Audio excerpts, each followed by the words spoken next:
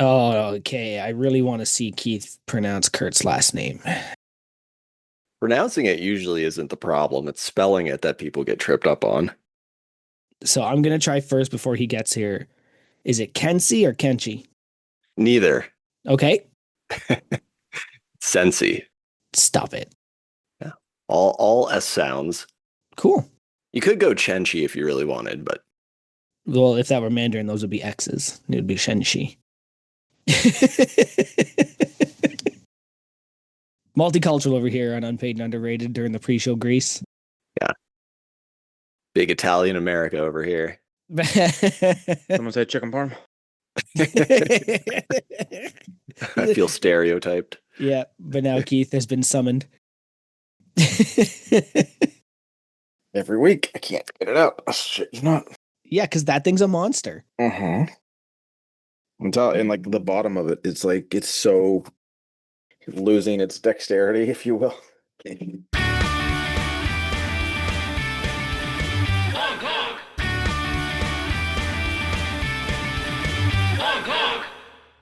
Ladies and gentlemen, welcome back to episode 14 Surgeries of the Unpaid and Underrated podcast, a podcast for crew by crew, and as experienced recently, relentlessly mocked by crew. I am one of your hosts, Big Joey, joined by Big Keith over there. Howdy. And Big Curt with a C. Is that you? Curt with a C? Is that you? Yeah, that's you. That is me, formerly known as Big Curt with a C. He is here with us today, too. I have a drink I'm going to try on the podcast for the first time, so if anybody else has anything else they want to talk about, I'll do mine after. Nothing special. Wegmans sparkling water. OG. Yeah, I went fancy with the LaCroix. It's very French. I got the beach plum today. Beach plum? Does it taste like a sandy plum? Yeah, what about that? Vaguely stone fruit-esque, but nothing to write home about. God, I love a good plum. I had one today. Mine is something that Morgan picked up to try and get me to try on the podcast. It is an alcohol drink. It is called Lit Pickle. Interesting. That is up your alley. It is a hard pickle seltzer, which is made with real kosher dill pickles, vodka, and no artificial flavoring. Yeah. And the reason I thought it would be fun to try this is, Keith, I want to tell you this story first, because I know this will make you laugh. All right. So Morgan was like, "Oh, I got that pickle drink," and she said, I thought maybe you'd want a little pickle liquor on your podcast. And immediately, being the child I am, went, "You're a pickle liquor." And then I made myself die laughing by yelling, "You're a pickle liquor." Which is really funny. Now I'm intrigued. Is it so is it just a sparkling vodka like beverage? Like is it vodka as the alcohol as opposed to, so that'd be interesting. All that. That's not great. It's gonna smell like fucking canned pickles with vodka. Like that's, and I can barely smell anything, so for that to get right through all of the sinuses, that's gnarly. I'm intrigued. And nope, I hate it. That is awful. And that is pickle ammonia when. Yeah. Oh, okay, yeah. We're gonna go and tag out on that one and get my wife to finish it. Yep, that sounds like a loss. Side note, a plum. Is there a fruit with a bigger like seed to fruit ratio? Because that's question. Like, isn't a plum like it's like 40% fucking seed? So like, yeah, the amount of, I guess it's not a ton of effort. You just gotta not eat the seed. But like, I'm curious of how the seed gets so big versus the fruit aspect of it. I don't know. I'm not big fruit. Not big fruit guy. I don't know. I'm not a big fruit. I don't know. I feel like peaches probably have a bigger pit, but they're also usually just bigger in general. That's true. Maybe that's just what I'm thinking of. I know. Peach is fuzzy and a plum is, I guess, less fuzzy and much smaller. We're gonna move to completely different. Speaking of that, we're gonna move to an orange sapsucker, which is the maple water I sent the boys one day. Mm-hmm. Yeah, we're going back to water. That. Yeah, it's just, what's it? Was it ice cold or was it like room temp? Because like, I know it was ice cold, and it's still horrendous. Just like rotten pickle with like vodka. Essentially, yeah. It no thanks. It was like a dehydrated pickle pissed in my mouth. I don't think I like that at all. That would be an episode title option for sure, but that's just a little too vulgar for the family. That was a funny one though. I got the stall mat gripper last week. We Oh saw. yeah, and that was I had some fun with that. And it's the ironic thing is it's been at the commercial gym that I go to for like the past 6 days now since I left it there on Saturday. And it was I was actually got in trouble because Stephanie was like going to do it on Sunday when she deadlifted. She's like, "Where's the gripper?" And I was like, "Oh no, it's in my bag probably." And sure enough, it was not. And yeah, my buddies that trains at the gym sent me a picture of it. And I'm like, "Fuck." Yeah, so she was not happy that she didn't like get to partake when she Hey was actually Stephanie, like, buy a second one. yeah. That'll fix all your problems. Can't That- afford not to. Yeah, but I'm sure Curt will tell all about his experience with it later when we actually get the guest on the horn. But it was fun. I didn't buy it initially, but I kind of felt like, I was like, man, am I gonna fucking use this thing? Is it another $60-$70 item? Blah blah blah. But it's like once you see everyone else doing it, and it's just kind of like you want to be a part of the thing. You want to see your name on the thing, even if it's fucking last place. It's like it's just cool to like be one more. They're good fucking salesmen. God, they come up with the dumbest shit, but we buy it.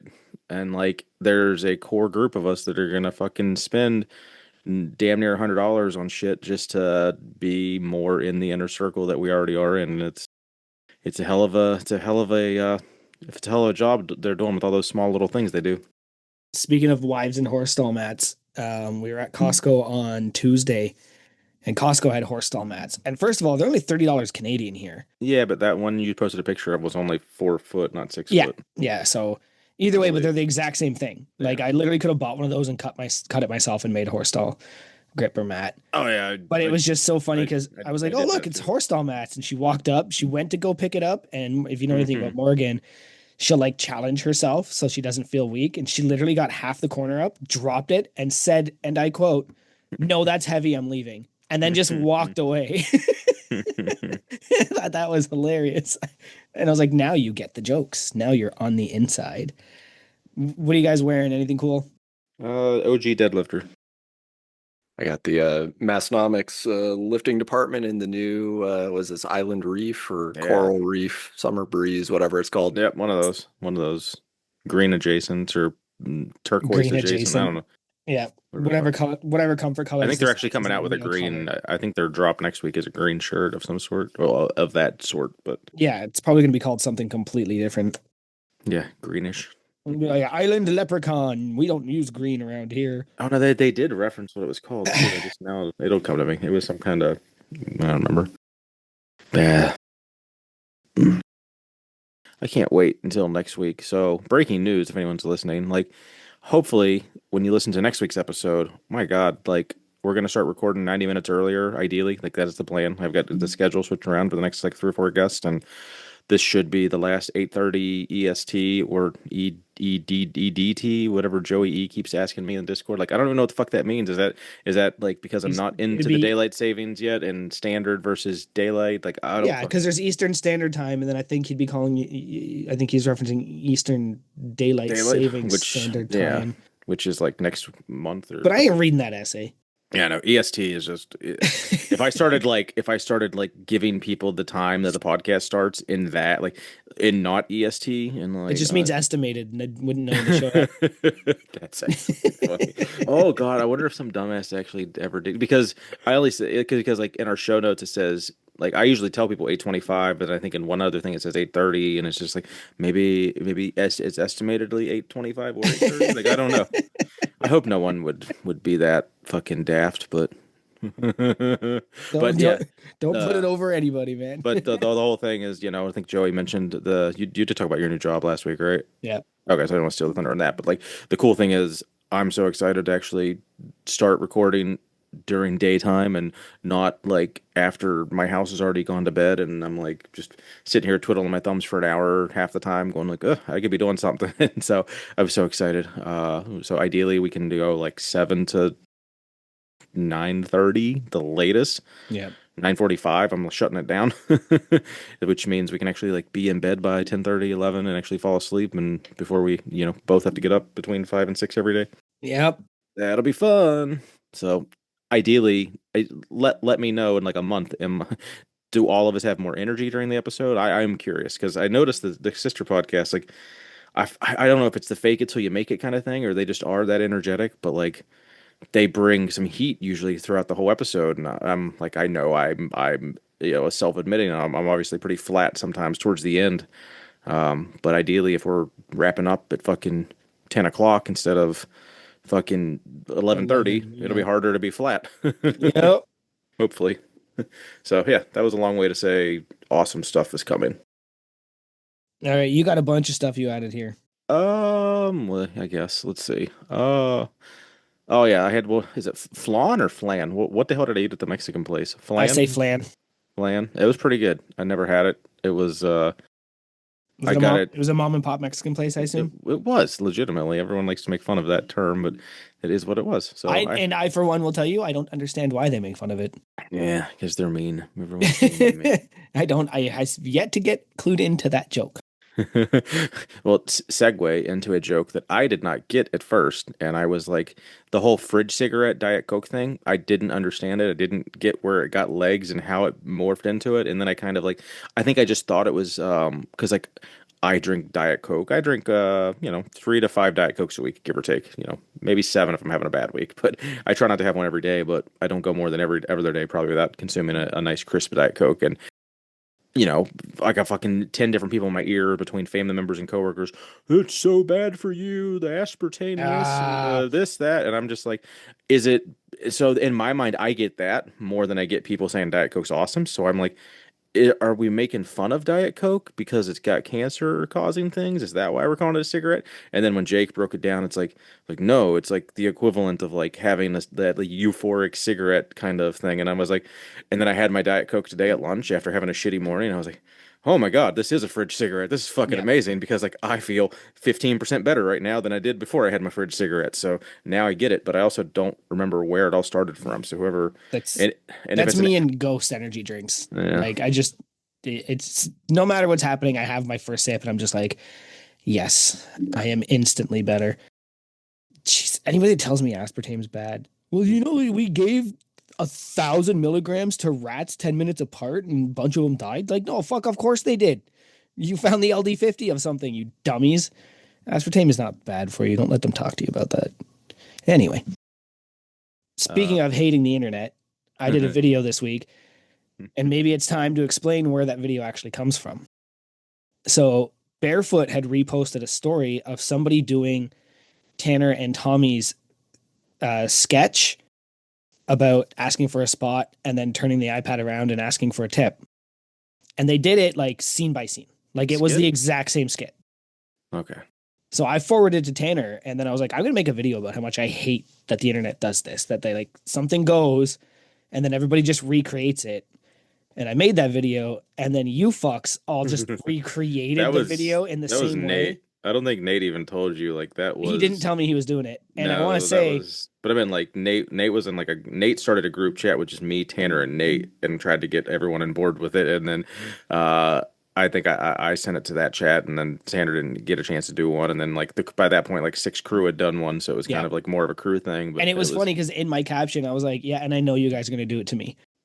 And at first I was like, like this is the most obvious joke you could have made. But then they started to get really out there and funny and like in directions I didn't expect, like Nate crashing out and throwing his hard hat. He put a lot of work in his. For sure. He was very animated. That was good. There was a lot of good. There was like 4 or 5 good ones. And then there was like even new crew. The last kid that posted one, I minimal interaction with him whatsoever, and then I was like, oh, that's putting in the work. Like, was that the guy with the leaf blower? Yeah. That was fucking hilarious. Curt, are we allowed to swear with you on here? You are, yeah. All right, cool. And I should have checked on that first. Yeah, tough shit or not, buddy. Yeah, and then I messaged Ryan the day you guys were all doing that, and I was like, you have a chance to make the funniest video, right? And he doesn't check his texts for 24 hours. So the next day he's like, I just saw this. What are you talking about? And I'm like, bro, use the skeleton and just use my audio and make make the video with the skeleton me. And then he ended up doing it, and he made it even funnier by having it scratch his face and have the eyes light up when it said do something original. Like he added some really good touches to it, but I just wish he had been a little quicker on that idea because Yeah, that was really and funny. because I thought Nate was gonna kind of like collect all of them and then kind of do what Kevin ended up doing at the end. Hmm. And Kevin, then like I was gonna try to do what Kevin did, but I'd also ain't got time for that shit. So I do appreciate Kevin sending that out because I think having like all six of us at once and then like even talking over each other, it was Yep. basic. It reminded me of a round table. It really did. Like because like six people talking about the same goddamn thing in their own little way simultaneously, and I was like, oh, that's a fucking round table. I love it. Yeah, no, he did really good on that. What Ron's else? here. Hey, Ron. Hi, Ron. Uh, okay. Sorry. Massonomics IG. I've had a good week of being featured on there a couple times. My fucking fail video on the gripper, and then whoever I can remember who made the video of me doing the fucking farmer's carry and talking about hot pockets or Pizza pizza bagels. pockets. Yeah, that. So that was all funny. And then I was kind of looking, and I was like looking at their view count and like their engagement. I'm like, am I single-handedly crashing their algorithm and like ruining their Instagram? And I was like, no, okay, it's kind of on average on like their less engaged, non-viral posts. So I was like, okay. I was like, I don't want to be like they post like one thing with crew and it's like just doesn't get any traction and like just fucking kills their. But it's a numbers game. He literally posts fucking what's even Twice a day. twice a day, but like I mean, the gym's 10 years old or whatever, but like, is the Instagram 10 years old? So actually, I'm curious if you go to it, does it show I mean, I know on like on my profile, I can see how many posts I have. I'm curious how many posts it's got to be like tens of thousands. Speaking of bagel bites, we were grocery shopping and I hit Morgan with the did you know that if pizza's on a bagel, you can have pizza anytime?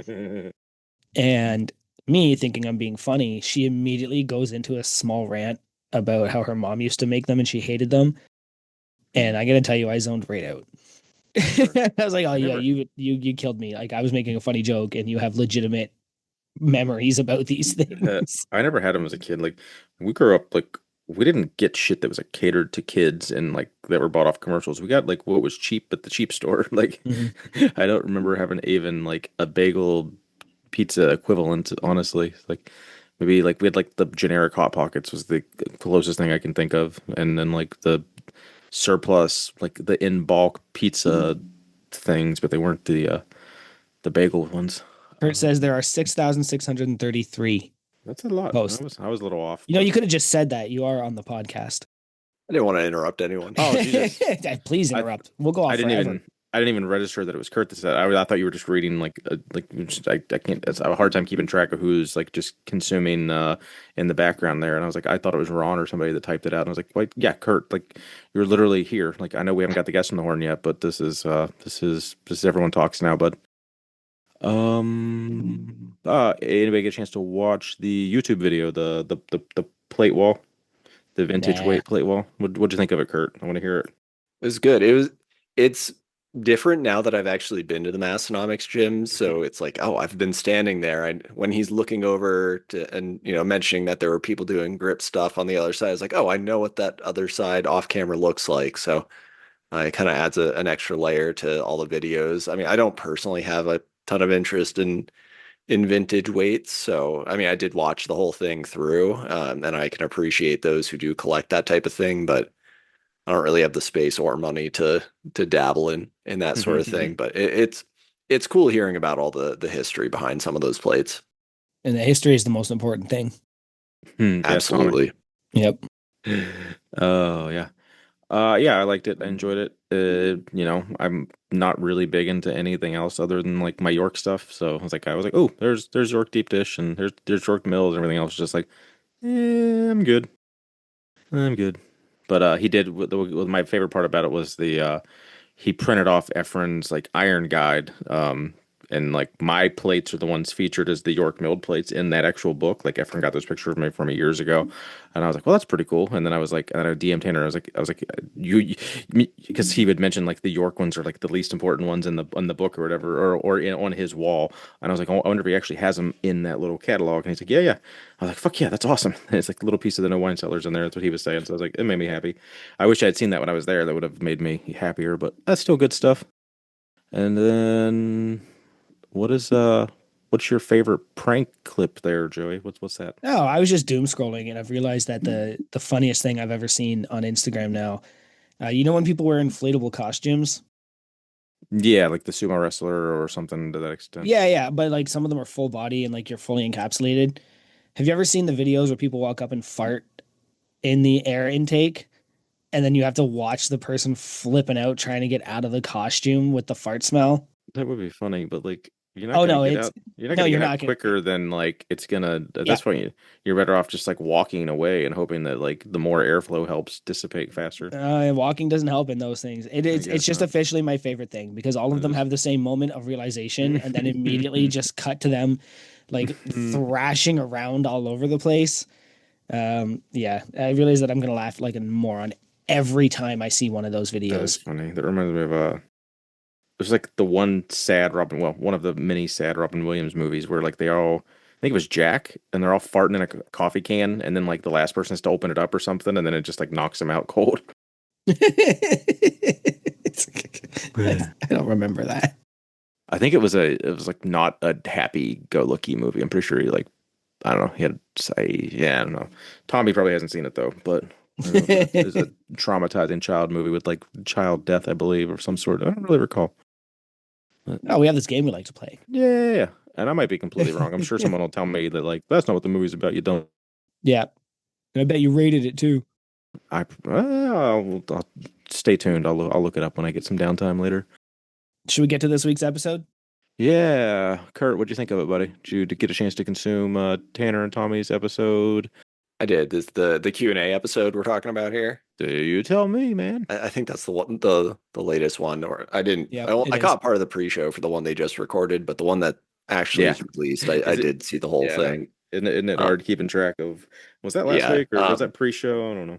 Yeah. This pre-shows have been extra spicy and Yeah. greasy lately. They're going like 20 Um, minutes, and I'm like, Jesus. It's like, Yeah. I think my favorite part of the most recent episode was actually towards the end when they were joking around about what to title the episode, and they were just coming up with like the absolute worst titles possible. Like what's Tommy's least favorite font? Things Yeah. like that. I was cracking up about that. But yeah, I always like the Q&A episodes. So they touch on so many different topics that there's always something good in there. But as far as a rating goes, I'd have to give it a 5 out of 5 backup SD cards since Tommy's video cut out the last few minutes. Yeah, I got through it. One of my questions was on there. That was nice. The font talk was really fun. Because it is funny how seriously designers take font and how unserious the rest of us take it. And I think that that's pretty, I've always enjoyed listening to that type of thing. So I'm going to give that a 5 out of 5 Helvetica Bolds. Yeah, that is funny that we all wanted to talk about the font. Now was this like the font for decorative like so everything they talked about for font related, I've never fucking heard of any of the terms they've ever used. I've never heard of the names of those fonts. I didn't know what the fuck they were talking about. Like I was completely lost, and they were like trying to imagine what the font the fuck they were talking about. I'm like, I don't know what you're talking about. If it's not fucking Arial or whatever the fuck the other one is, Times New Roman. Like, I don't know what it looks like, and I don't even know what those look like. I just know that those are the two most common. So yeah, that was very lost on all of that. Tanner shitting on ChatGPT was hysterical because I've lived that moment of like, all right, ChatGPT, like this image is perfect. Just tweak it a little bit more. And then it like ruins it, or it takes 47 minutes to like create an image just to then tell you that you're out of free images for the day. And I'm like, oh, cool, thanks. Thanks for not telling me that like before, or waiting like 5 minutes to tell me that like it broke guideline rules or something. So yes, I fully understand the Tanner getting animated and having his Texas Powerball knurling grinded off with ChatGPT. Crew Falls Gem being confirmed as a gym that I can't pronounce the name of. And then someone like phonetically typed it out, and I'm just like, that can't be right, but okay. I wish I had it in front of me now, but I think I always say Los Campeones, but I don't know if that's right. I don't think that was right, but either way, we are running that back. And then yeah, just the font talk. I didn't understand that at all. So I'm gonna go ahead and give it a 5 out of 5 Crew Fall Gyms. And I think we're gonna switch it up a little bit going forward and try to hit you with some ad reads a little bit earlier and spread them out just a hair, just so it's not such a mouthful at the end for me. So Joey's gonna hit you with our first round of sponsor reads. Yeah, sorry about that. It's hot as the dickens. I had to go open my window. You have code unpaid. You can use those at any of our affiliates. It's actually, I think it's the same code at all of the following. You've got Obsidian Ammonia, but don't order till he's back from vacation and leave him alone. Place your orders when he is back on the 22nd or 25th, I think. You can use code unpaid at Plate Snacks, which of course most of you have been doing. Getting your banners, getting your stickers. That's a pretty popular code. Thank you for that code. And of course, my friend Chris at Belt Fred Strength. Fred? Belt Fred Strength. Belt Fed Strength. There we go. I got it out. Fred's in crew. Yeah. Big Fred's going to join tomorrow and be like, what are you talking about? Also code unpaid there, which is awesome, right? Some of those we get kickback on. Some of them we don't. Some of them are just for you to go in there and say, hey, I support crew. I support you. So go ahead and use those codes there. And then we have a Massonomics ad read coming. That we do. Should I just get right into it here? Yeah, dive right in. All right, excellent. Nestled in the heartland of the northwestern Midwest United States is a place called Western Northeast South Dakota. Here, in Aberdeen, you'll find the Urban Studio Salon. Slightly less importantly, there's a basement gym below this hair salon for people interested in getting strong, staying strong, and using their strength. The vintage iron in this gym tells tales of a podcast started by a group of friends, a line of lifted-related apparel and accessories, and an active weekly blog across multiple platforms. Beckoning to knurling enthusiasts, Smith machine aficionados, and pendulum squat purists alike, Massonomics brings together folks of all types, from powerlifters to strong men and women, and even people addicted to horse stall mat fumes. When you're crew, you're big. Massonomics. You know you can trust them because they're an LLC. Nice. Well done. Thank you. Let's get our guest on the horn. Big Curt, is that you? It is me. Well, thanks for having me. You're live on Unpaid and Underrated. Welcome. Keith is going to hit you with all of the hard-hitting questions, and I am going to joke about them. Yeah. I'm ready for it. Yeah, buddy. What brought you here? What brought you to Massonomics? How'd you hear about this? How'd you see this? So my first exposure to Massonomics that really registered, like I'm sure I saw a meme on Instagram or something a while ago, but the first thing that really stuck with me was seeing Jen Thompson wear her Yeah Buddy lightweight shirt in any video she's ever in. And I was doing some searching, trying to find who made this shirt, but it had already been discontinued at that point. But at that point, I was kind of just like keeping an eye out on things, and I noticed other beer-related shirts, and that kind of just led me to Massonomics. And this probably would have been February or so that I kind of became aware of who Massonomics is, what they do. And then end of February, early March, I was kind of regretting not going to the Arnold this year. And so I was looking for some YouTube recap videos of it, and most of them were kind of just centered around the bodybuilding portion of it, which like I can just look at the results. That's enough for me. I see one picture, I see the names, that's fine. But I saw on YouTube that they, had like a 2-hour long recap. I was like, I don't know that I'm going to watch this whole thing, but this seems like a good place to start. So that was the first episode of the podcast that I listened to, was their recap podcast, video. Because I was like, if they don't have like a video that's a 2-hour recap. Okay, I got you. Yeah. So I didn't realize it was a podcast at the time. I thought it was just a really long recap. So that was the first one I watched. I enjoyed it. I started cherry picking some episodes after that, and then I realized I was looking forward to a new episode coming out each week. And then I think, within 3 or 4 weeks, I decided to. Well, I was an idiot, and I kind of fell for that. There's only 3 spots remaining. Yes. You're like the sixth per. There's definitely at least 5 people tell me that on this podcast, and I smile so hard every time. That is So yeah, I got suckered amazing. in and joined, but I haven't done a credit card chargeback just yet on that. So very new, very that's awesome. We were glad to get you, get our claws into you and get you here though. That's awesome. Yeah, I Uh, dove so headfirst into the cult. nice. Yeah, you're pretty active on the Discord. I can vouch for that. Yes. Yeah, and I'm pretty familiar with Discord prior to Massonomics. I'm a bit of a video game nerd, so I'm in a whole bunch of video game related Discords. So that's probably my most used social media Hmm. platform, if you want to call it that. So there being a Discord was a draw for me because I knew I Okay. could just like kind of assimilate and kind of know what's going on and figure out how to use things. Hmm. So that was for me, just being a bit of a video game nerd, that was very inviting. That might be the first time we've heard that like Discord being, I mean, so like not having a Discord and having that like the community aspect, but like the actual platform of Discord being a draw, because I think that is a in inhibitor for most of us masters lifters, that like people don't want to like try this new thing. So that is actually a good insight that at least there's some people out there that like, oh, Discord is a positive, the platform itself. So And the cool. and the problem with the Massonomics Discord is every other Discord sucks now. And they're not behind the paywalls, and they weren't the first ones to do it. Yes, also that. But it I've noticed that as I've joined other Discords and I've been like, this is boring. Nobody's Yeah, talking, and when they do talk, it's just asking questions to try and get something from people. Like, this sucks. I'm going back to Massonomics.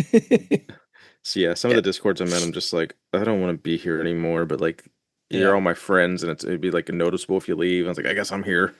Just chime in every now and then. Big Curt, just so they know who they're talking to. What is your name, your Instagram, your handles, anywhere they want people to find you? Yep, you bet. So Kurt Sensi is my full name, if you want to be real formal about it. On Instagram, I am Kurt Lifts 1988, and that is Kurt with a C. I'm not super active on Instagram. I usually post maybe one or two stories a couple times a week. I think I have like six main page posts ever. But yeah, I'm doing my best to like people's posts and just kind of keep up with the comings and goings of the crew. So you would say, This is the part where I check to see if I'm following you.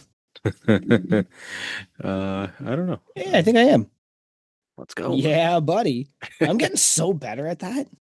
Yeah, I'm a bit of an influencer, you can say. I got a big Joey following me. That's you have arrived. Welcome to the show.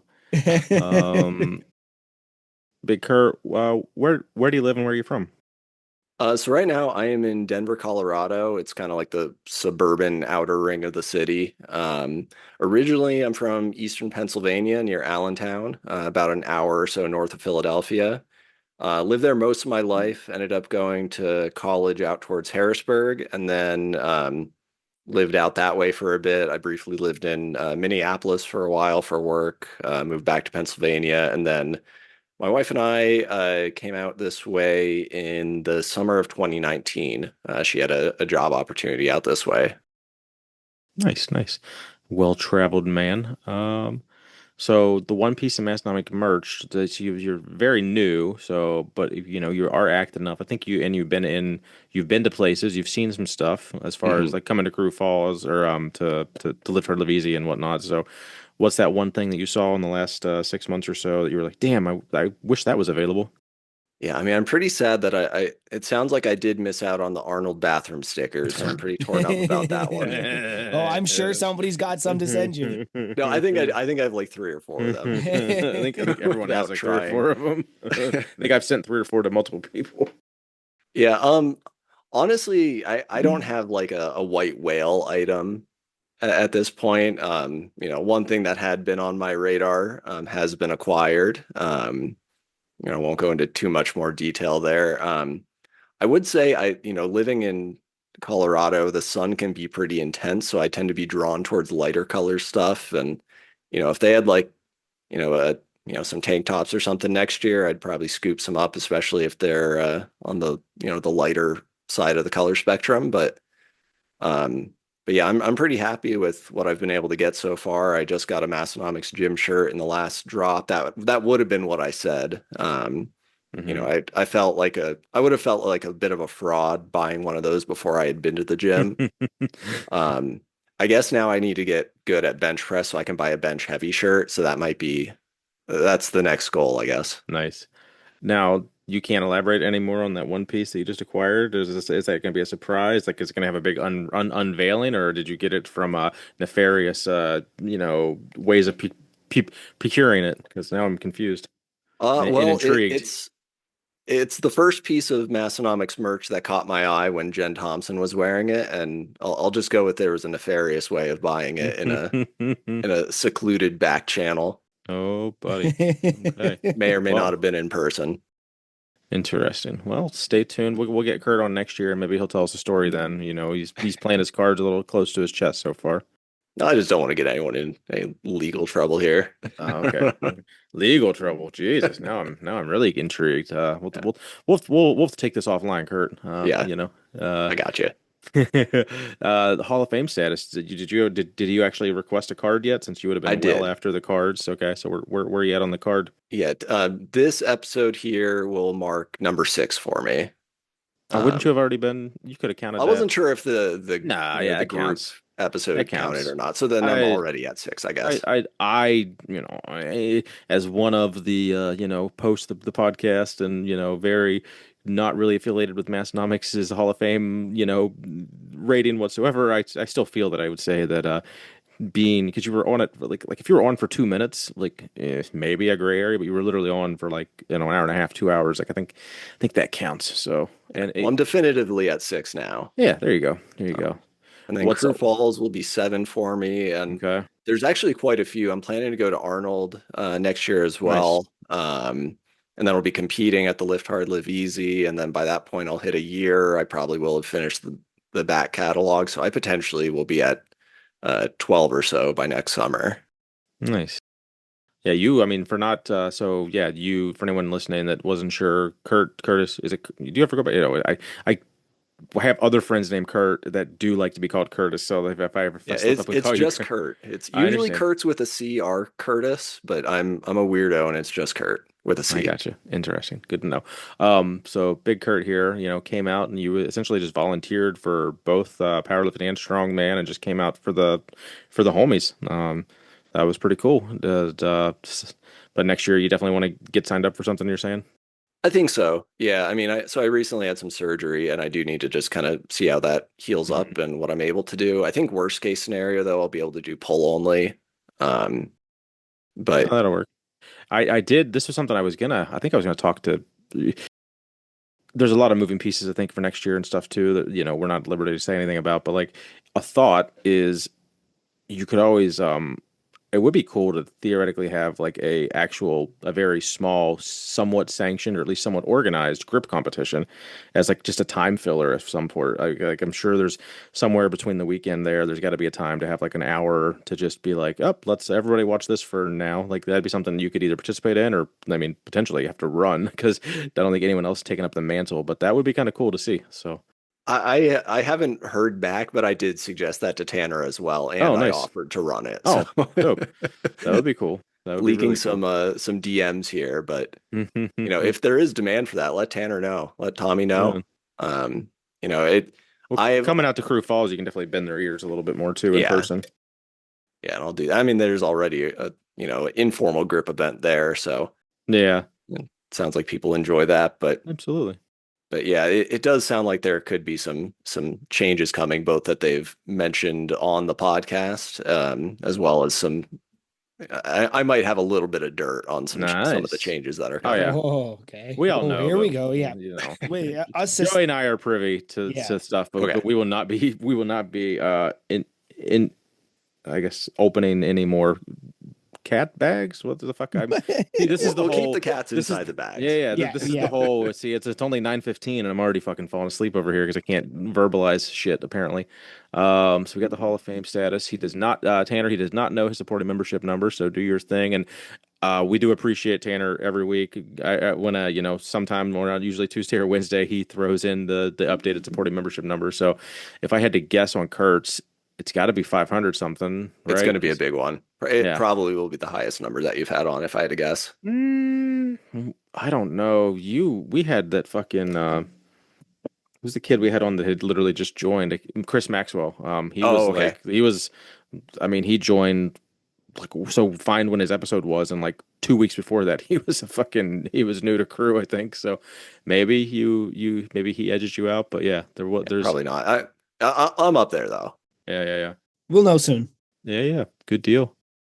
Are you certified? There you go. I am. Yeah, I actually got certified at the Lift Hard Live Easy. Oh, it's like an Nice. extra special certification. Yeah, Gotta save on that shipping. I was talking to Tanner about it. I was like, "Hey, could you like bring one of these?"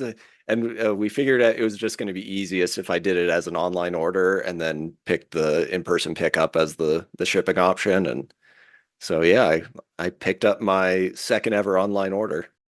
Very good. What's the gym name? So I actually have a parallel to a recent guest, Big Buzz.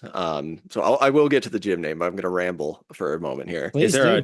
Is there a fishing story involved here? There is not, but Okay. so similar to Big Buzz, I was really amused by the just concept of Perfect Little Sweeties Gym. Okay. You got, one of the biggest crew members here with just the absolute antithesis to like a hyper masculine classic gym name. And I just was absolutely tickled by that. Um, but I didn't want to just like straight up rip it off or anything. So I'm like, okay, you know what? I'm gonna let my wife name this. Kind of There like you go. how Buzz let his kid name it.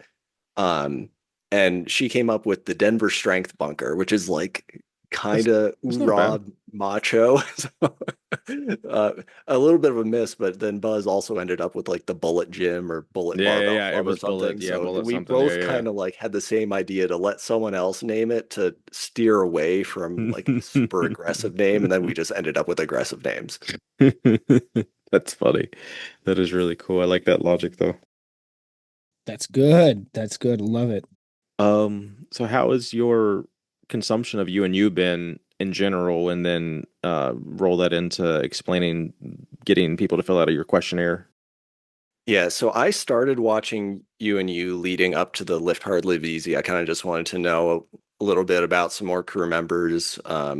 So I've been watching all of the new episodes since, maybe late June, early July. And I've also kind of just been going through and cherry picking the back catalog with folks that I either spent time with or who approached me or kind of left some type of memorable mark. I don't know how many exactly I've watched, but it's maybe a third of them at this point. Mhm. Um, and then as far as getting people to fill out the questionnaire, I pretty much was just like, hey, I'm in this like online community of folks that like lifting weights, and I'm going to be on a podcast kind of talking about it. Would you mind filling out a questionnaire? And thankfully, everyone I sent it to actually filled it out. Sweet. Good deal. That's a good methodology for you and you. 100%. That's literally like I think what we tell people. Yeah. Like more or less verbatim is like if you don't start listening regularly now, you're never going to, and then cherry pick people or just anything. And I think it'll be easier to going forward because we finally decided as a trifecta of the UNU team here that we're going to start featuring then like the guest first name in there. And I'm still trying to twist Nate's arm, even if he just gives me access to the website, and I'll go through and fucking OCDly edit every single episode from the very beginning, just so people can actually like. It's just easier, but I don't think that would push back out to the podcast platform. Yeah, I think that was what Nate said. That's why he didn't want to bother doing it. Yeah, but at You least wouldn't on the find it. website it would. Yeah. Like I don't know. I see where you're coming from, but I see where he's coming from because it won't retroactively change it on YouTube or Yeah. Apple or Spotify. It would only be the website, but I also think that would be worth doing Yeah, I wouldn't if mind. someone did the work. Yeah, honestly, I don't have to do it. We got some smart guys in the crew that might have an hour to kill and are really tech savvy. Just type away there, and yeah, we'll make that happen. Someone reach out to us if you want to contribute and help out. It would be awesome. All right, least fun, most fun. Curt, are you familiar with this game that we're about to play? It's have you heard about it? I have heard about this. Do you know about it? It's a relatively new segment here called Least Fun, Most Fun. So, anyone listening for the first time, I'm going to give Curt a single topic, and he's going to go through and use his druthers to kind of explain to me what his opinion on the least fun thing about said topic and as well as the most fun thing. It's not either or, it is both. So, Curt, least fun, most fun. Grip training, and all that entails of grip training. All right. So I'm gonna start with most fun. And I would say, I mean, kind of similar to Massonomics, is that the community is just very welcoming and very friendly. So I've met quite a few folks. I would say the majority of my local friends are through the grip community at this point. Um, but I'm connected with folks all over the country and internationally, just from following each other on Instagram and meeting folks at competitions. So it's just like a very warm community. I would love to see it get married up with the Massonomics community a bit better, and I'm hoping the horse stall mat gripper kind of bends us in that direction. That's a selfish ask. I would say least fun is just how damn frustrating it is when there's like 40 pounds on something and you can't lift it. It's like just how quickly it goes from feeling really easy to impossible. Especially on things where you can't lift a ton of weight. An example I'll give is at the Shaw Classic, I bought this coin that is intended to be hooked onto a carabiner and used as a like super narrow pinch lift implement. And so I broke it out for the first time maybe a week ago or so, and I start loading some weight on the pin and picking it up. It feels really easy. And then I throw like a 5 on there, and it just is stapled to the ground. And I just feel so weak and pathetic because it was like under 40 pounds that I was unable to lift on this thing. And it is absolutely infuriating when that happens, but that's just the name of the game. It goes from feeling really easy to really hard in a hurry. Did you post about that somewhere? I may have made it. I think I made a story. Okay, because I saw that. I was gonna Yeah. say like either that or somebody else also posted Bryce, I about think, that. just posted a coin lift or something coin Yeah, grip yeah, he related. did also have a. Okay. I think we actually did it the same day. So whatever day he posted that, Fucking copycat Bryce over here, Jesus I might have Christ. been the copycat. I'm not No, sure. it was Bryce. Yeah, what is it about people seeing something and recreating it line by line and scene by scene? and passing it off as their own original material. That's going around these days. The coin lift is intriguing. Is it like just a quarter someone drilled a hole in, or is it just like a random piece of like the It skinny metal in a round shape? That's like a it's like a commemorative okay. coin, like kind of something you would find on late night TV being sold for 3 easy payments of $29.99. It's just like it's probably a bit bigger than a $50. Okay. I'm not sure what the equivalent would be in Canadian currency, so sorry for discriminating against you, A Joey, here. quarter loon or But something. it's basically kind of modeled after a plate in that it has like the different quadrants kind of sectioned Okay. out with like a line, and then It's like actually in one intriguing. section it has like Brian Shaw's logo, in another I think it has the year, in another I think it says the Shaw Classic. um but it's just a large coin with like a carabiner attachment on it. I'd buy something like that. It'd be interesting. It's just fun to like take to the gym and have the buddies try to pick up. Yeah, see how pissed they get trying to lift up like 35 pounds. Yeah. Well, speaking of that, we'll go to the hype person question. I know, as heard this week on Massonomics, finally got Tommy and Tanner to answer it, kind of. So let's say you're going for that big lift. Let's say it's a big coin grip lift, and you got one person on your back, slapping your back and encouraging you. Who is that person? And can I cheat and give 2 people? Sure. Yep. Okay, because I think there's an objectively correct answer to this, and then there's the answer I want to give. So I think after being at the Lift Hard Live Easy this year, the objectively correct response is Big Scott Dodds. Yep. Fair. He was an absolute madman, cheering everyone on, even the people he was directly competing against. Just absolute animal. Can't imagine someone being more hyped than him. My heart is telling me to go with my niece. She is just a bit of an athletic freak, super good at climbing, super strong for her size, and she's intrigued by physical feats. So I think having her cheer me on would also be a nearly Scott Dodd size boost. Meanwhile, my little girl today, sitting on the couch, she just out of nowhere throws herself headfirst off the couch, just hits the ground, and her knees hit the ground after her face, And I was like, why did you do that? And then she just kind of whined and crawled in my lap because her knees hurt. And then out in the yard, she decides she's going to go running across the yard, and she ate it so hard. Poor thing. Oh my, like it was like if I say Ric Flair flop, do you guys know what that is? The Ric Flair bump? Yeah. It's like she did that.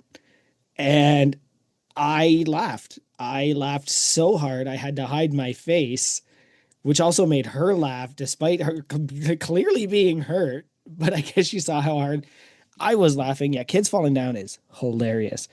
My little girl, the reason I brought it up is because she likes to climb and she likes being strong and stuff like that, but she's also just uncoordinated.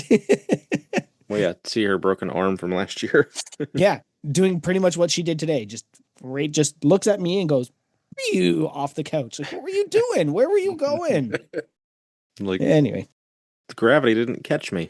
yeah, just because the soldiers say gravity's a choice, baby. You're not a soldier yet. Like you don't. Gravity is not your choice right now. Big Curt, as little or as much as you want to talk about what you do for a living, bud. Yeah, so I work for a fairly large organic dairy company. I just have a desk job. I'm doing a lot of Excel and PowerPoint type stuff. Nothing terribly exciting, but it pays the bills, and I seem to be okay at it, and they haven't fired me yet.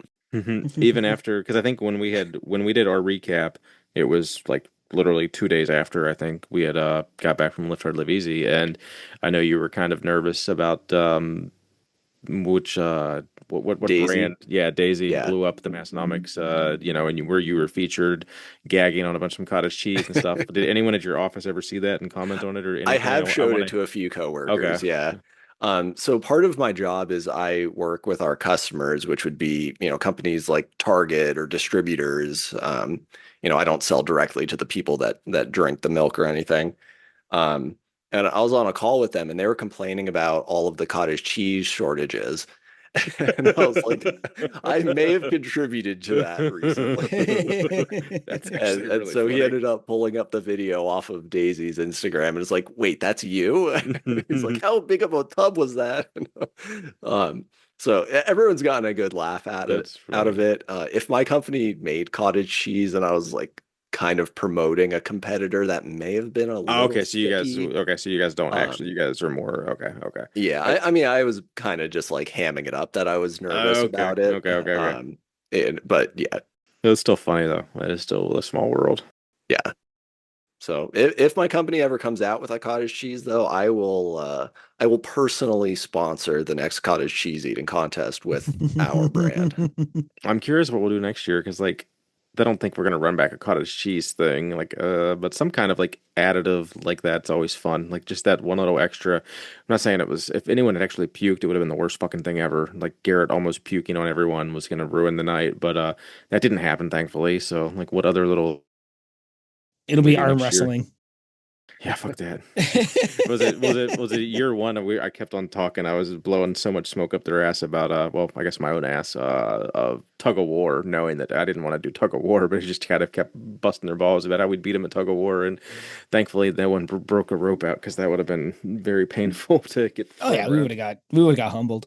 Like, that would have been bad. I think I come up to like Tommy's like waist. You're so Like small. you guys would demolish us. All right. Tell us about your lifting journey. Sure. So I've been lifting off and on for quite some time. I probably first started dabbling in high school, so this would have been like 2005, 2006. My dad had a Bowflex in the basement, so Yeah. that was Not kind of the start. not the And then dumbbells, listeners, but the actual like the resistance machine. the actual Yeah, the original legitimate like Bowflex kind of a lat pull down, multi-use but not home really. gym thing. It was the Chuck Uh, Norris one, wasn't it? no, he had No. the Total Gym, I think. Oh, okay. Yeah, that one's But more like same for idea. abs. It's like an all-in-one Yeah. trainer, except this has like bendy bars as the resistance instead of weights. I still can I can still image like those like infomercials and shit as a kid. Oh yeah. Like looking back on all the shit they used to sell us now, but like initially being into fitness, it's like, wow, that was some dumb shit. Yeah, so there used to be really good fitness infomercials, and that's one thing I kind of miss with the downfall of cable television is seeing some Tybo. of those corny infomercials, but I'm just a dumb teenager thinking, yeah, if I lift some weights, I'm definitely going to attract all of the girls here. All of them. No. Just some all. You can Yeah. imagine how not well that worked. Yeah, I mean, I'm still thin and I need to maintain that for some of my heart condition stuff. But you know, entering college, I was like a buck 50 soaking wet. Um, and but going to college, I had access to like a real gym at that point. Did it have two So Bowflexes? what? It had, the college gym had two Bowflexes, Yeah, right? two Bowflex. That And was a thigh master. yeah. Yeah, so I mean, I'm sure like I wasn't doing anything remotely useful at the time, but I, started meeting other people that were lifting. And then I got introduced to T Nation and the T Nation forums. And that was kind of like my first awakening of what I'm maybe supposed to be doing. And I was still, I didn't really have any set goal. I wanted to be muscular. I wanted to have a six pack. I wanted to be strong. I wanted it all. Um, which, as we all know, is a good way to accomplish none of those things. Yep. Um, but I was lifting very consistently through college, and then in my early kind of adulthood, I guess, after college, got decently strong, at least compared to like a normie, deadlifting over 400 pounds, nothing crazy. I benched 2 plates at that point. And then I started running into some health issues and kind of needed to step away from serious lifting for a while. And I still would do like some like light dumbbell complexes and stuff. Like I enjoyed lifting, so I would do what I could, but heavy lifting was kind of off the table for me until a couple years ago. My health, kind of fully stabilized. Started getting back into it. And it was, with everything going on a few years ago, kind of going to commercial Perfect gyms. time to buy a gym, Yeah.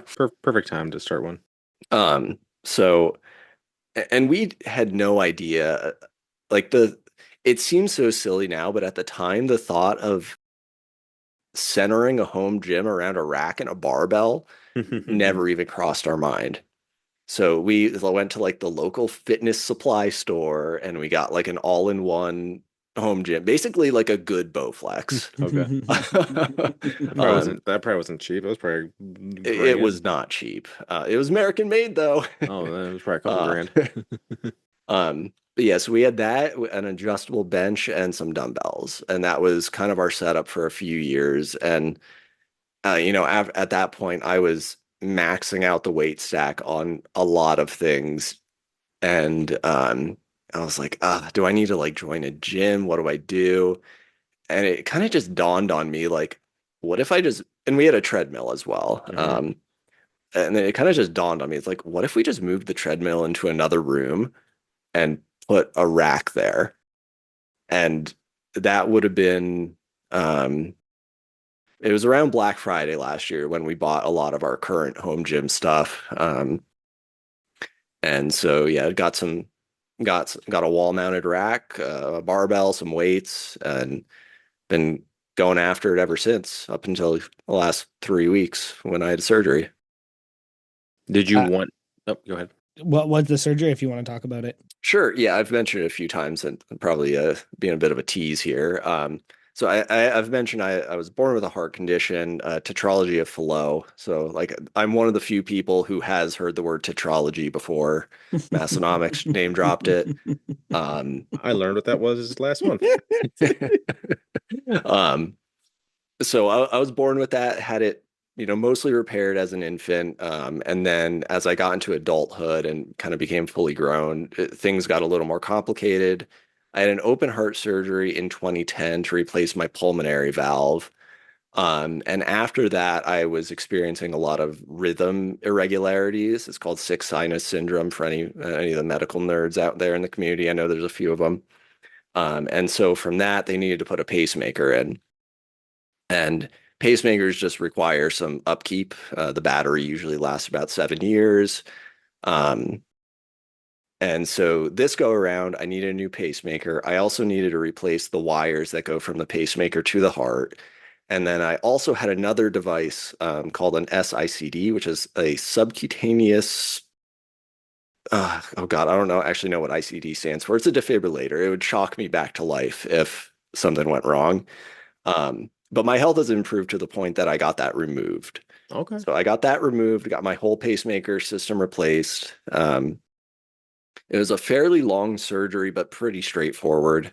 Um, and so yeah, the recovery isn't terrible, but for 6 weeks, I can't use my left arm to lift anything over 10 pounds. And I also can't lift Mm. that arm above shoulder height.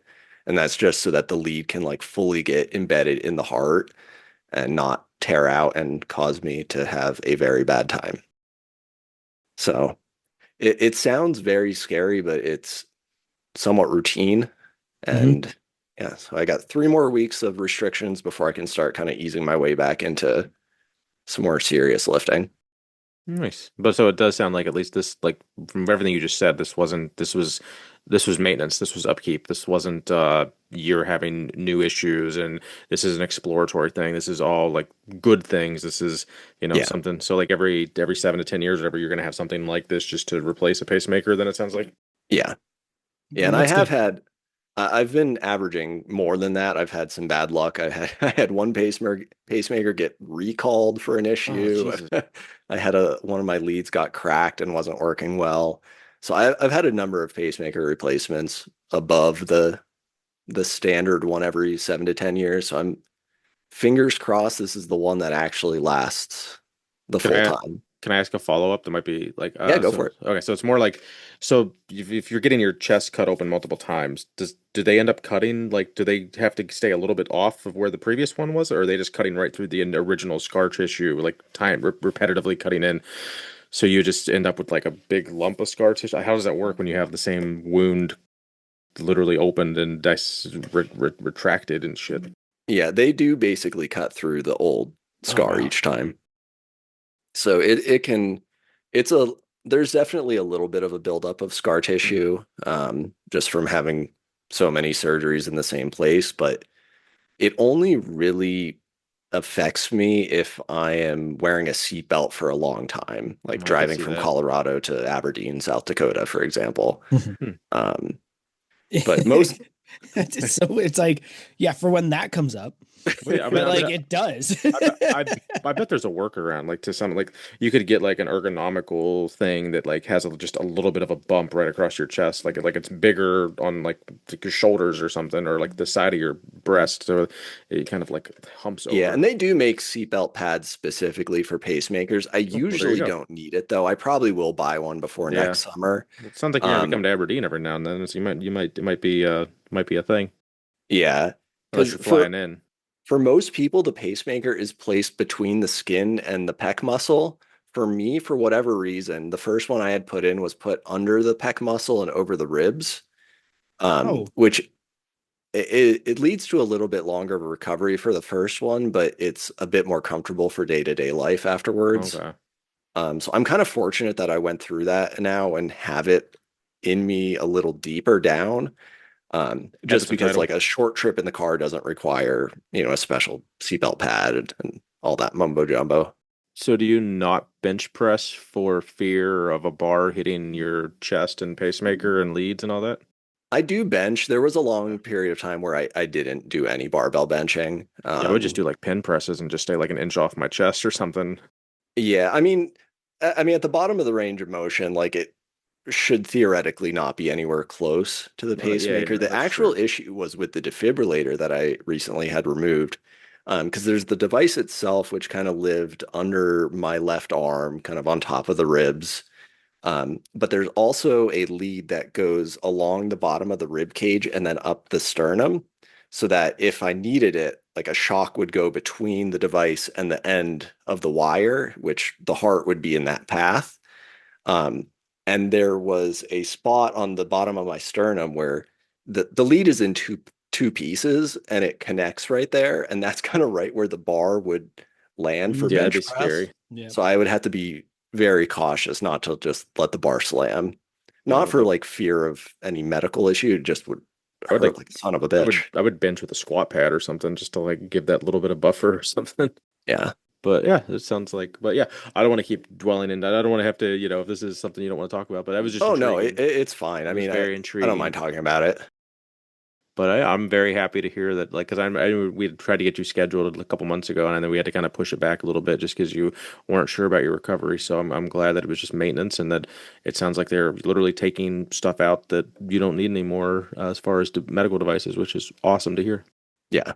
Yeah, I'm thrilled with where I'm at. I definitely had some pretty rough patches health wise in the past, but I That mean, had my to doctor be. knows I like lifting weights and I compete in grip contests and stuff. I don't know that I'm going to mention a powerlifting meet.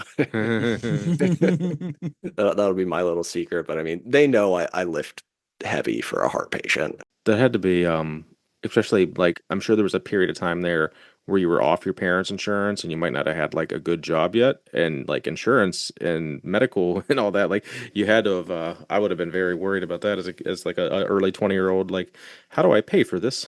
You're not speaking Canadian. Yeah. Yeah, we are not speaking Canadian here again. We're discriminating against you yet again. But yeah, that actually had a pretty big impact because when I graduated college, this was pre-Obamacare. So having a pre-existing condition was pretty scary. There was a lot of pressure for me to get a job immediately, which thankfully I was able to. Um, but I was actually considering going to grad school before I had graduated. Um, and just looking at the different universities, the first thing I had to check was what was their student health insurance program like, and did it Mhm. exclude pre-existing conditions? And pretty much the only ones that didn't were in California and Massachusetts at the time. And just affording to live in those states on a, graduate student's stipend was not an option. Yeah, my one professor always used to say, "Friends don't let friends go to grad school." I've Yeah. got a lot of friends that have gone to grad school. He might have been the one to talk me out of it. Otherwise, yeah, who knows what would have happened? I might have been successful. Hmm. I mean, Uh, you so, co-host like the second most popular podcast in all of Crew. Like, I mean, that's pretty god. Well, fuck you. If we have to be. I mean, there might be some others. It's like, yeah, I don't know. yeah, I we think it's got some us. cousin podcasts people care more about, but I don't know. I'm pretty proud of ours. I have to.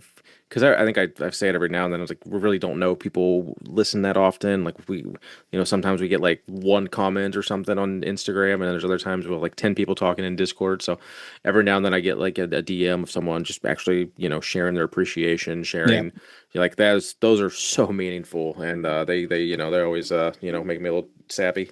I think maybe this was on purpose. One of my favorite things is when somebody says something in the Discord without any context about the episode. So, you would have had the "I can't do it" trying to touch his shoulder. Hmm. No context. If you hadn't listened to the episode, you had no clue. And then Ryan, like this week, just yells mustard. Mustard on eggs, man. I don't And know I was about all like, that. I know what that's about. That's so funny to me. Uh, I guess I like out of context jokes. Speaking of out of context jokes, tell me about the Shaw Classic. Oh yeah, so I wasn't there for the full event. I kind of was in and out just for the arm lifting contest. filtering But it through. what was that? It was a bad Oh, office joke about oh, filtering through or whatever. all good. So yeah, I show up. This was I think it was the Saturday of the Shaw Classic. So the first day of the Pro Strongman show. So there were a lot of people around. The grip contest I did was in the expo hall. So I was in there and there were, lots of recognizable folks walking around. Brian Shaw walked, feet away from me at one point. He is a large dude for Hmm. anyone wondering. But there were a lot of just like pro strongman hanging out and chatting with people. Lucas Hatton was there, just kind of hamming it up with folks.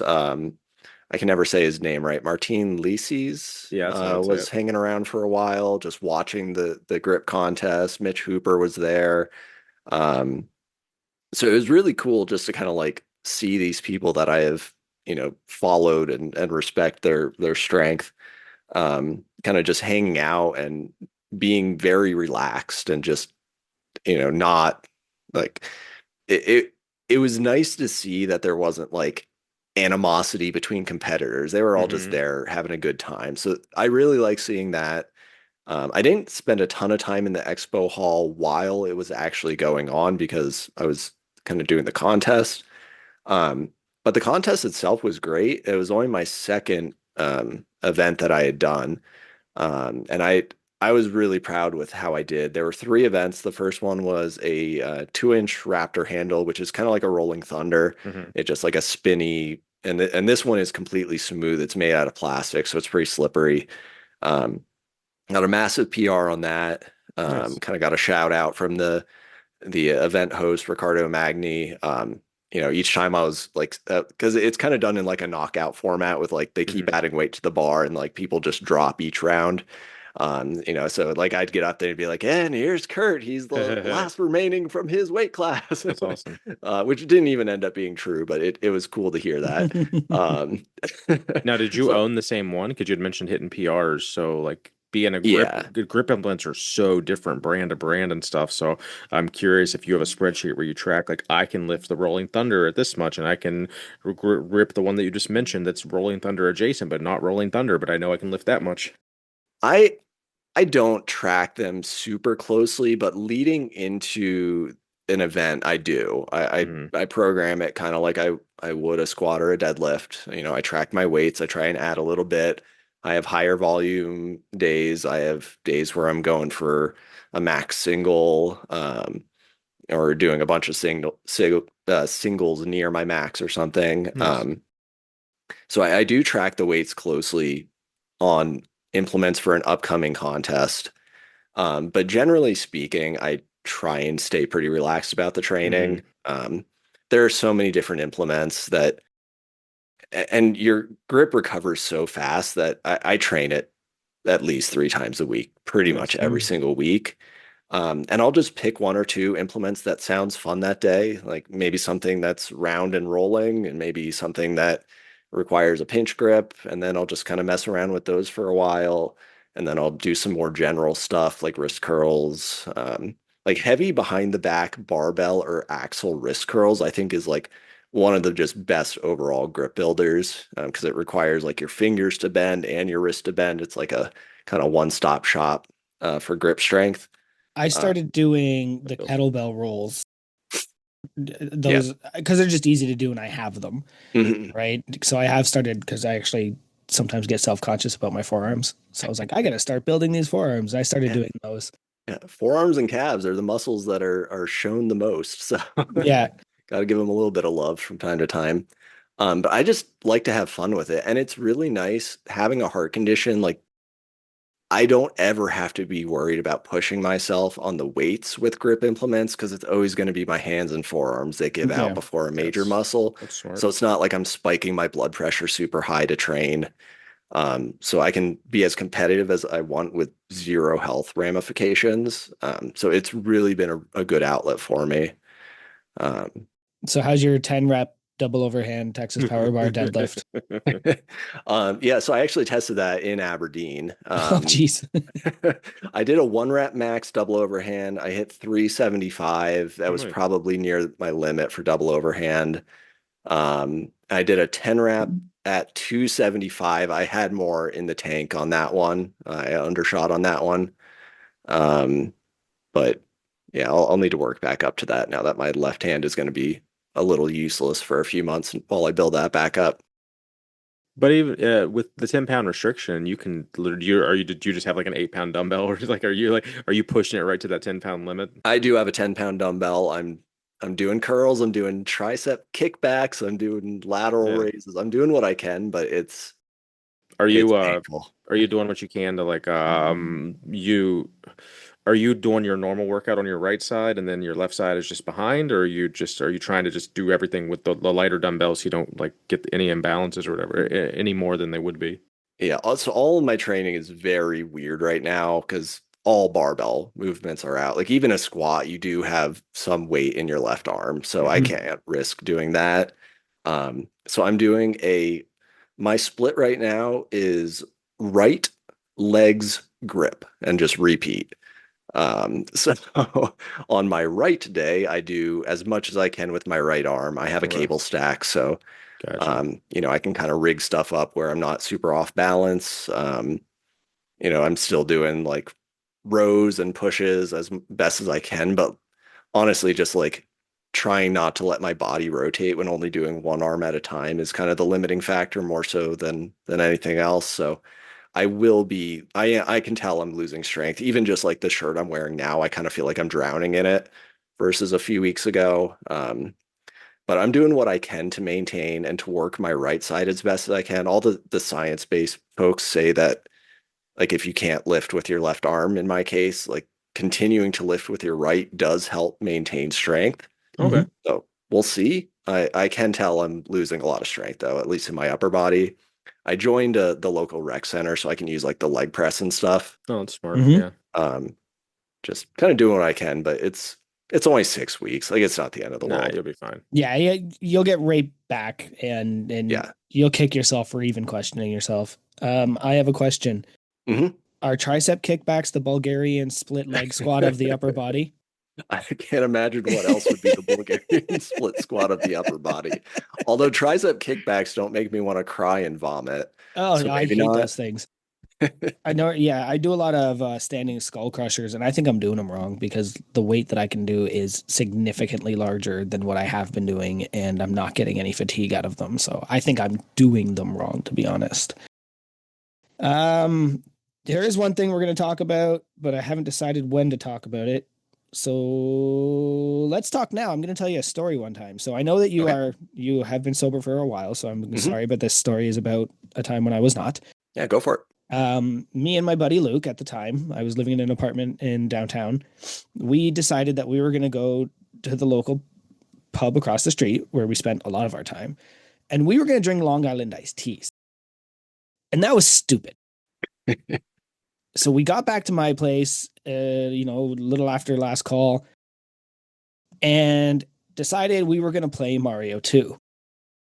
Because both of us were Mario 2 whizzes. And no, Mario 3. It was Mario 3. Because I will say with Mario 3, people always say that it looks like I know what's coming because I'll jump before things are on the screen and stuff like that. And then woke up the next morning and we had beat the game and neither of us remembered doing it. Love it. I love where this conversation is going too. You're Yeah. So tell touching me. on a Yeah. particular interest of mine. Yes, I do want to hear more about that because I understand that you are a big deal in the Mario world. That's maybe pushing it to describe me that way, but so anyway, going back to 2019, we moved out to Colorado. Um, I left my job at the time and was, in the process of going back to school because I'm an idiot. But I had a lot of free time on my hands when we first got to Colorado. And then 2020 happened, and I Yeah, got more free continued to time. have a lot of free time on my hands. And it was leading into that time where with everything going on that I started getting some YouTube recommendations on speedrunning. I'm not quite sure how exactly it found its way to me, but I started watching some old videos from Games Done Quick events, which is a charity speedrunning event. And I would like watch some of these things from some of my childhood favorite games. And I just thought this was the coolest thing ever. I mean, objectively not at all cool, but like to me, this spoke to me so Yeah. much. It was like these games frustrated me so much as a kid. I struggled so much to beat these games.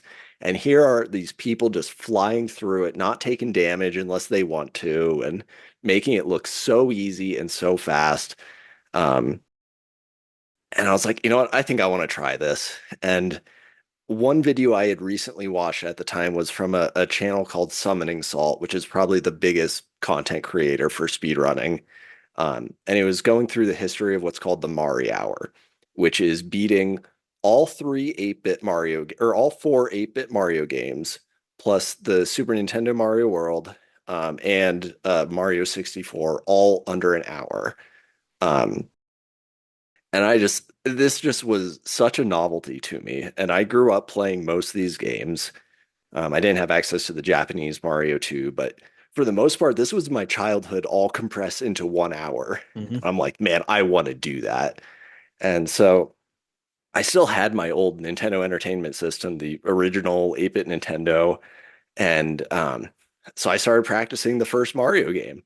And I was like, hey, this is harder than it looks. This is a surprising challenge to get through this quickly. And I stuck with it for a few weeks and ended up getting like a pretty all right time. And like it would have been a good enough time for the Mario hour. So I was like, okay, I'm going to start learning Mario 2. And let me tell you, Mario 2 is the one of the weirdest games, especially within the Mario world. I was gonna say it's objectively the worst. Oh, that's where you're going to be completely wrong on this one. See, I So preferred Mario 3, again, as noted. for a casual playthrough, I will say Mario 3 is the best Mario, Yeah. the best 2D Mario, hands down, no questions So asked. Mario 2 got weird where you jump on them and pick them up, and Yeah, it's the weird one. You pick up turnips out of the ground, throw them at enemies. None of the enemies resembled anything from Mario 1. Um, so if you just a quick aside, like if you ever see a YouTube video about Mario 2, all the comments are going to be like, this is just a reskin of a Japanese game called Doki Doki Panic. Here's okay, the secret people don't know is that after Mario 1 was such a big success, the Mario 1 team started creating prototypes for Mario 2. Mario 1 was one of the first games that had smooth side scrolling, and they're like, what if we make a vertical game instead of a horizontal game? And so the original idea was that it was going to be like a vertical puzzle game. It was going to be co-op. You were going to have to like stack blocks, climb ladders, jump on enemies, and like do all this stuff. Um, but two things happened. A little game called The Legend of Zelda was brewing, and Shigeru Miyamoto was tapped on the shoulder to lead that project. So he got pulled off of Mario 2 development. The other thing that was going on was in Japan, Nintendo released a second 8-bit system called the Famicom Disk System, and they needed a Mario title for launch. And the fastest way for them to do that was to basically just make more levels for Mario 1. And so that's what we know in North America now as the Lost levels, but that was the original Mario 2. A few years later, Fuji TV was involved in this big tech expo in Japan. And they're like, hey, Nintendo, we want a tie-in video game for this. And Nintendo had this Mario 2 prototype sitting on the shelf. They're like, hey, we can just finish this up and give it to Fuji TV as part of this tech expo.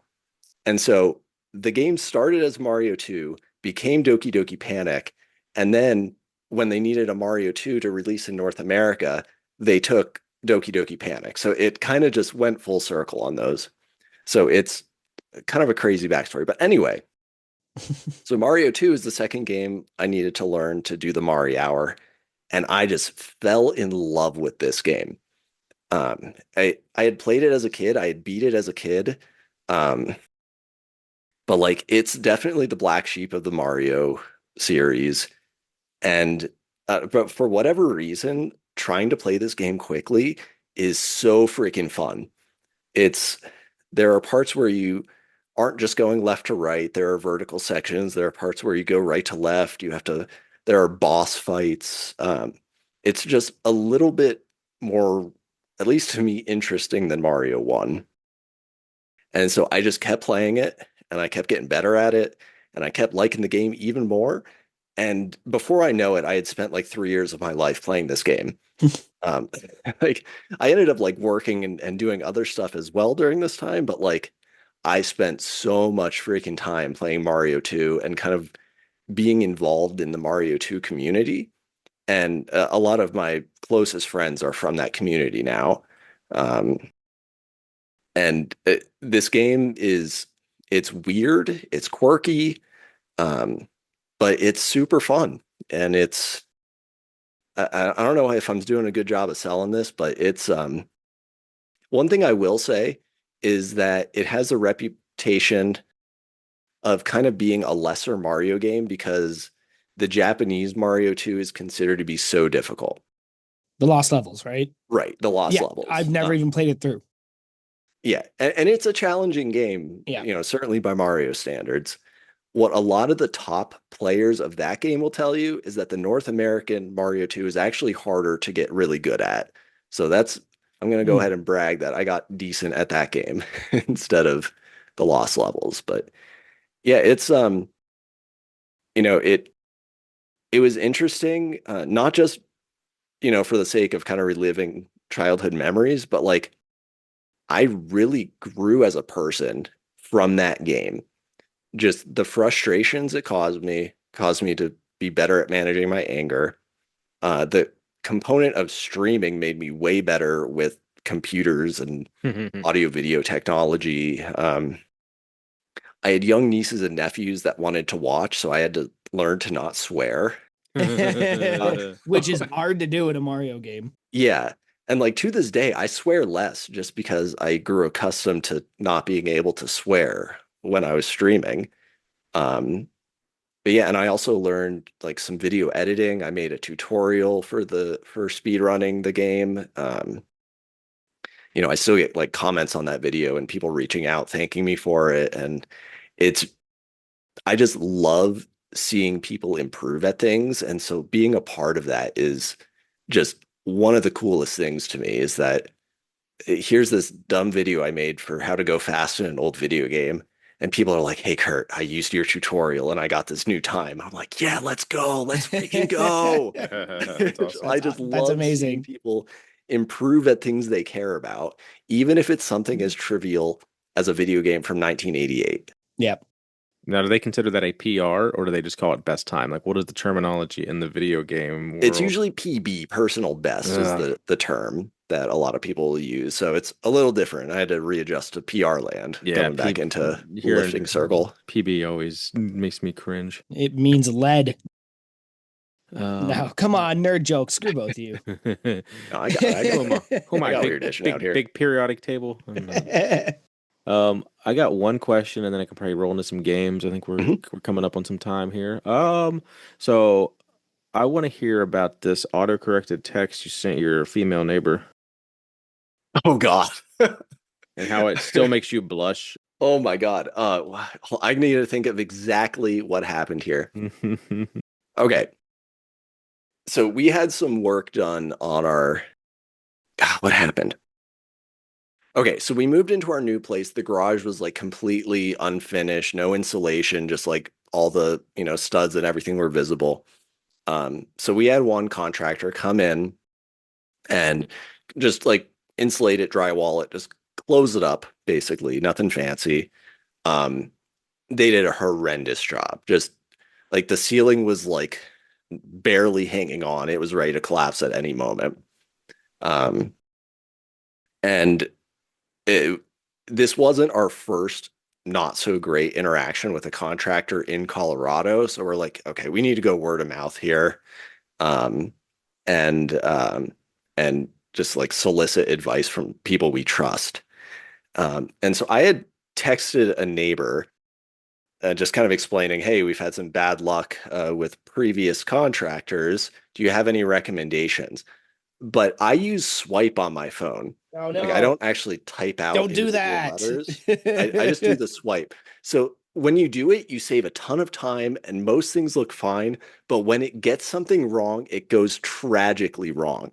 So instead of telling my neighbor about issues I had with a previous contractor, I told her all about the issues I had with a penis contractor. Nice. And like, yes, this is a neighbor, but it's not like someone I'm chatting with every day. This is probably the main thing they still think about when they see me to this day is that I needed help with a penis contractor. That is great. And what was her response?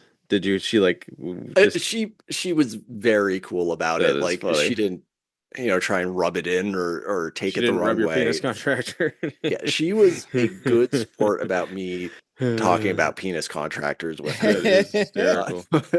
But good Lord, that was featuring that was a doozy. Good stuff. All right. Is anything else you see there, Joey, before I hit him with some FMK? No, I wanted to know about that text too. Yeah, I was holding that one. All right, Big Curt. I had a whole bunch of Mario stuff submitted for that, but I think I'm gonna, curveball it back into some grip for your FMK. So, okay. FMK stall mat gripper by Massonomics, blobs, and then the Thomas Inch could be the trainer or any variation of just a thick dumbbell, I guess if you will. Okay. So FMK stall mat gripper, blobs, Thomas Inch. Oh man. My gut reaction is not something Tanner and Tommy would love hearing. That's all right. They know it's a novelty gift. Like, they literally know it's Yeah. So what I will say is that awkward, thick handles on heavy things is kind of the core of grip strength. So I would probably have to marry Thomas Inch dumbbells and or trainers that emulate one. Mhm. Um, Blobs are really cool, and I got a chance to do a blob run at the Shaw. I enjoyed that. I've been enjoying all of the antics surrounding the horse stall mat grippers. Oh, oh, I'm really torn on this. Mm. I guess that's what you could have more fun with long term. Like what has more legs, you know, because blobs you got all the different sizes, but stall mat gripper it's plate loadable obviously, and it's single and double, so it's kind of like where you're Yeah, not gonna do it. There's no such thing as a double handed blob, so yeah, you've put me in a tough position here. I probably would have to kill blobs. There are other hinge grip implements that are, wider and they cost less to train on. I mean, like for sure. a Saxon bar is a very serviceable substitute. It's not identical, but it's good enough. So yeah, I'll have to have my fling with the stall mat gripper. Nice, good answers. It's good stuff. I want to do a second FMK. I don't like that Keith took this one out. It was silly goose times. Well, he Keith, talked about all the he kind of I feel he talked about the video games a decent. Keith I'll is make it. not. I'll go quick. Yeah, I'll Keith is speed not run a the silly answer. goose. FMK, Princess Peach, Toad, Luigi. Oh, okay. I'm marrying my boy Luigi. He's got those flappy legs. He's awkward. He's, kind of the weird younger brother. That's Let's me. do the flappy leg thing. um, I absolutely despise playing as Princess Peach in What? Mario 2, so she's She's my dying. favorite. I'm sorry. I was going to ask that. She's she's casually playing the game. She's a fun character, but from a speedrun Oh, perspective, yeah, no, she's a because she nightmare. floats, right? She can So, go. yeah, I'd never need to play her again, and I'd be content. you can't speed And run the floating lady. yeah, so I'm gonna have to have sex with Toad. He's known as a Zaddy Todd in the community. There's a meme image of Toad with human legs that I implore you to Okay. cloud your Google search Ugh. history with. Wah! All right. Sexual icon Toad. Have you ever there's actually a lot of these Mount Rushmores I wanted to get into, so I might have to do two quick ones. Mount Rushmore Alien Predator movies or TV shows. Oh, geez. This This is one actually, right up my alley too. So, I might actually need to put Alien Earth on the yes. Mount Rushmore, even Yes. after it's just what 6 episodes in at this point. It's Something like that. incredible. The I don't last two care. episodes, especially, have been absolute bangers. Yep. So that's on there. The eye alien. Oh, I can't wait till they explain that more. Yeah, it's so good. OG Predator obviously Yeah. has to be on there. The only That good one. might be that would be on my Mount Rushmore of just sci-fi films in general. Um, okay, I'm gonna throw a curveball, and I'm gonna put in probably the objectively worst one of these movies on here, and there's a reason. I'm gonna go Alien versus Predator And Requiem, No, the no, sequel. stop It's it. so bad. Stop It is a it. horrendous movie, but it was one of my first dates with my now wife was nice. seeing that movie in theaters. So for as And she bad as it still is, married you? she still married me. She's a keeper. Uh, I remember watching that movie and thinking to myself, I don't think they've ever watched a Predator movie ever before they wrote this movie. it's rough. Because I've watched. doesn't he kill an unarmed guy? I think at some point, which There's no, a no. lot of real Yeah. questionable decision making in that movie. Like I actually kind of enjoy the first AVP. Like it's silly, it kind of breaks canon, but it's a dumb, mindless action flick, and I can appreciate that. And AVPR is horrendous, but I have to include it. we waited so long for AVP Yeah, that there was no way it wasn't going to do well because every Alien and Predator fan in the world was waiting for that. yeah. Um, how many am I at? 3 already? Oh, I'm gonna put another controversial one on here, and I'm gonna say Prometheus. It's I like that they took a risk with it and they went with like the philosophical meet your makers, kind of like the levels of like AI humans and then the engineers. Um, it's a visually very beautiful movie. I like the music in it. Um, I I like that they took a risk. They went for it. It didn't end up hitting for most people, but I do enjoy that movie. Did you ever read the Superman versus Aliens? I Hmm. have not. I'm not a big comic book guy, Oh, but there are okay. some wild ones out there in the broader Predator and Alien universe. Yeah, I really enjoy Alien Earth, and I even enjoyed Prey. That's another good one. Yeah, that Yeah, if I didn't put a AVP Requiem on there, Prey would be a very good choice. yeah, that one was like a call back to this is what this should have always Yeah. been, right? Predators is pretty good too. I like that one. That's Is the that the one. animated one, the new one? No, no, that's Predator Killer of Killers. Predators, plural, is the one where they take a bunch of It's killers and Adrian drop them Brody. on an alien planet. Okay, yeah, yeah. Thank That you. one's surprisingly good. I didn't Yeah, remember really loving that one, but I rewatched it recently. I was like, "Hey, this is a decent Predator movie." I might have to rewatch that one then because I Yeah. completely forgot it existed. It's not as good as Prey or the original Predator, No, but it's better than Predator 2. I know I've watched it at least twice, but it was like would have been when it first came out. Yeah, I could go on a long time about Alien and Predator. I'm such a fucking nerd sometimes. Speaking of being such a fucking nerd sometimes, uh, as quick as you can, Mount Rushmore, Hans Zimmer compositions. Ooh. Oh man. Okay. Oh God. Okay. I have to put Interstellar on there. That's Mhm. probably my favorite. I've learned a couple songs from there on piano. Um, Probably Gladiator and Pirates of the Caribbean. I'm just gonna group all of them together as one. There are just some bangers on those. There's not like to me, they're not like as like beautiful or moving as the Interstellar soundtrack, but there are some very good songs on both of those.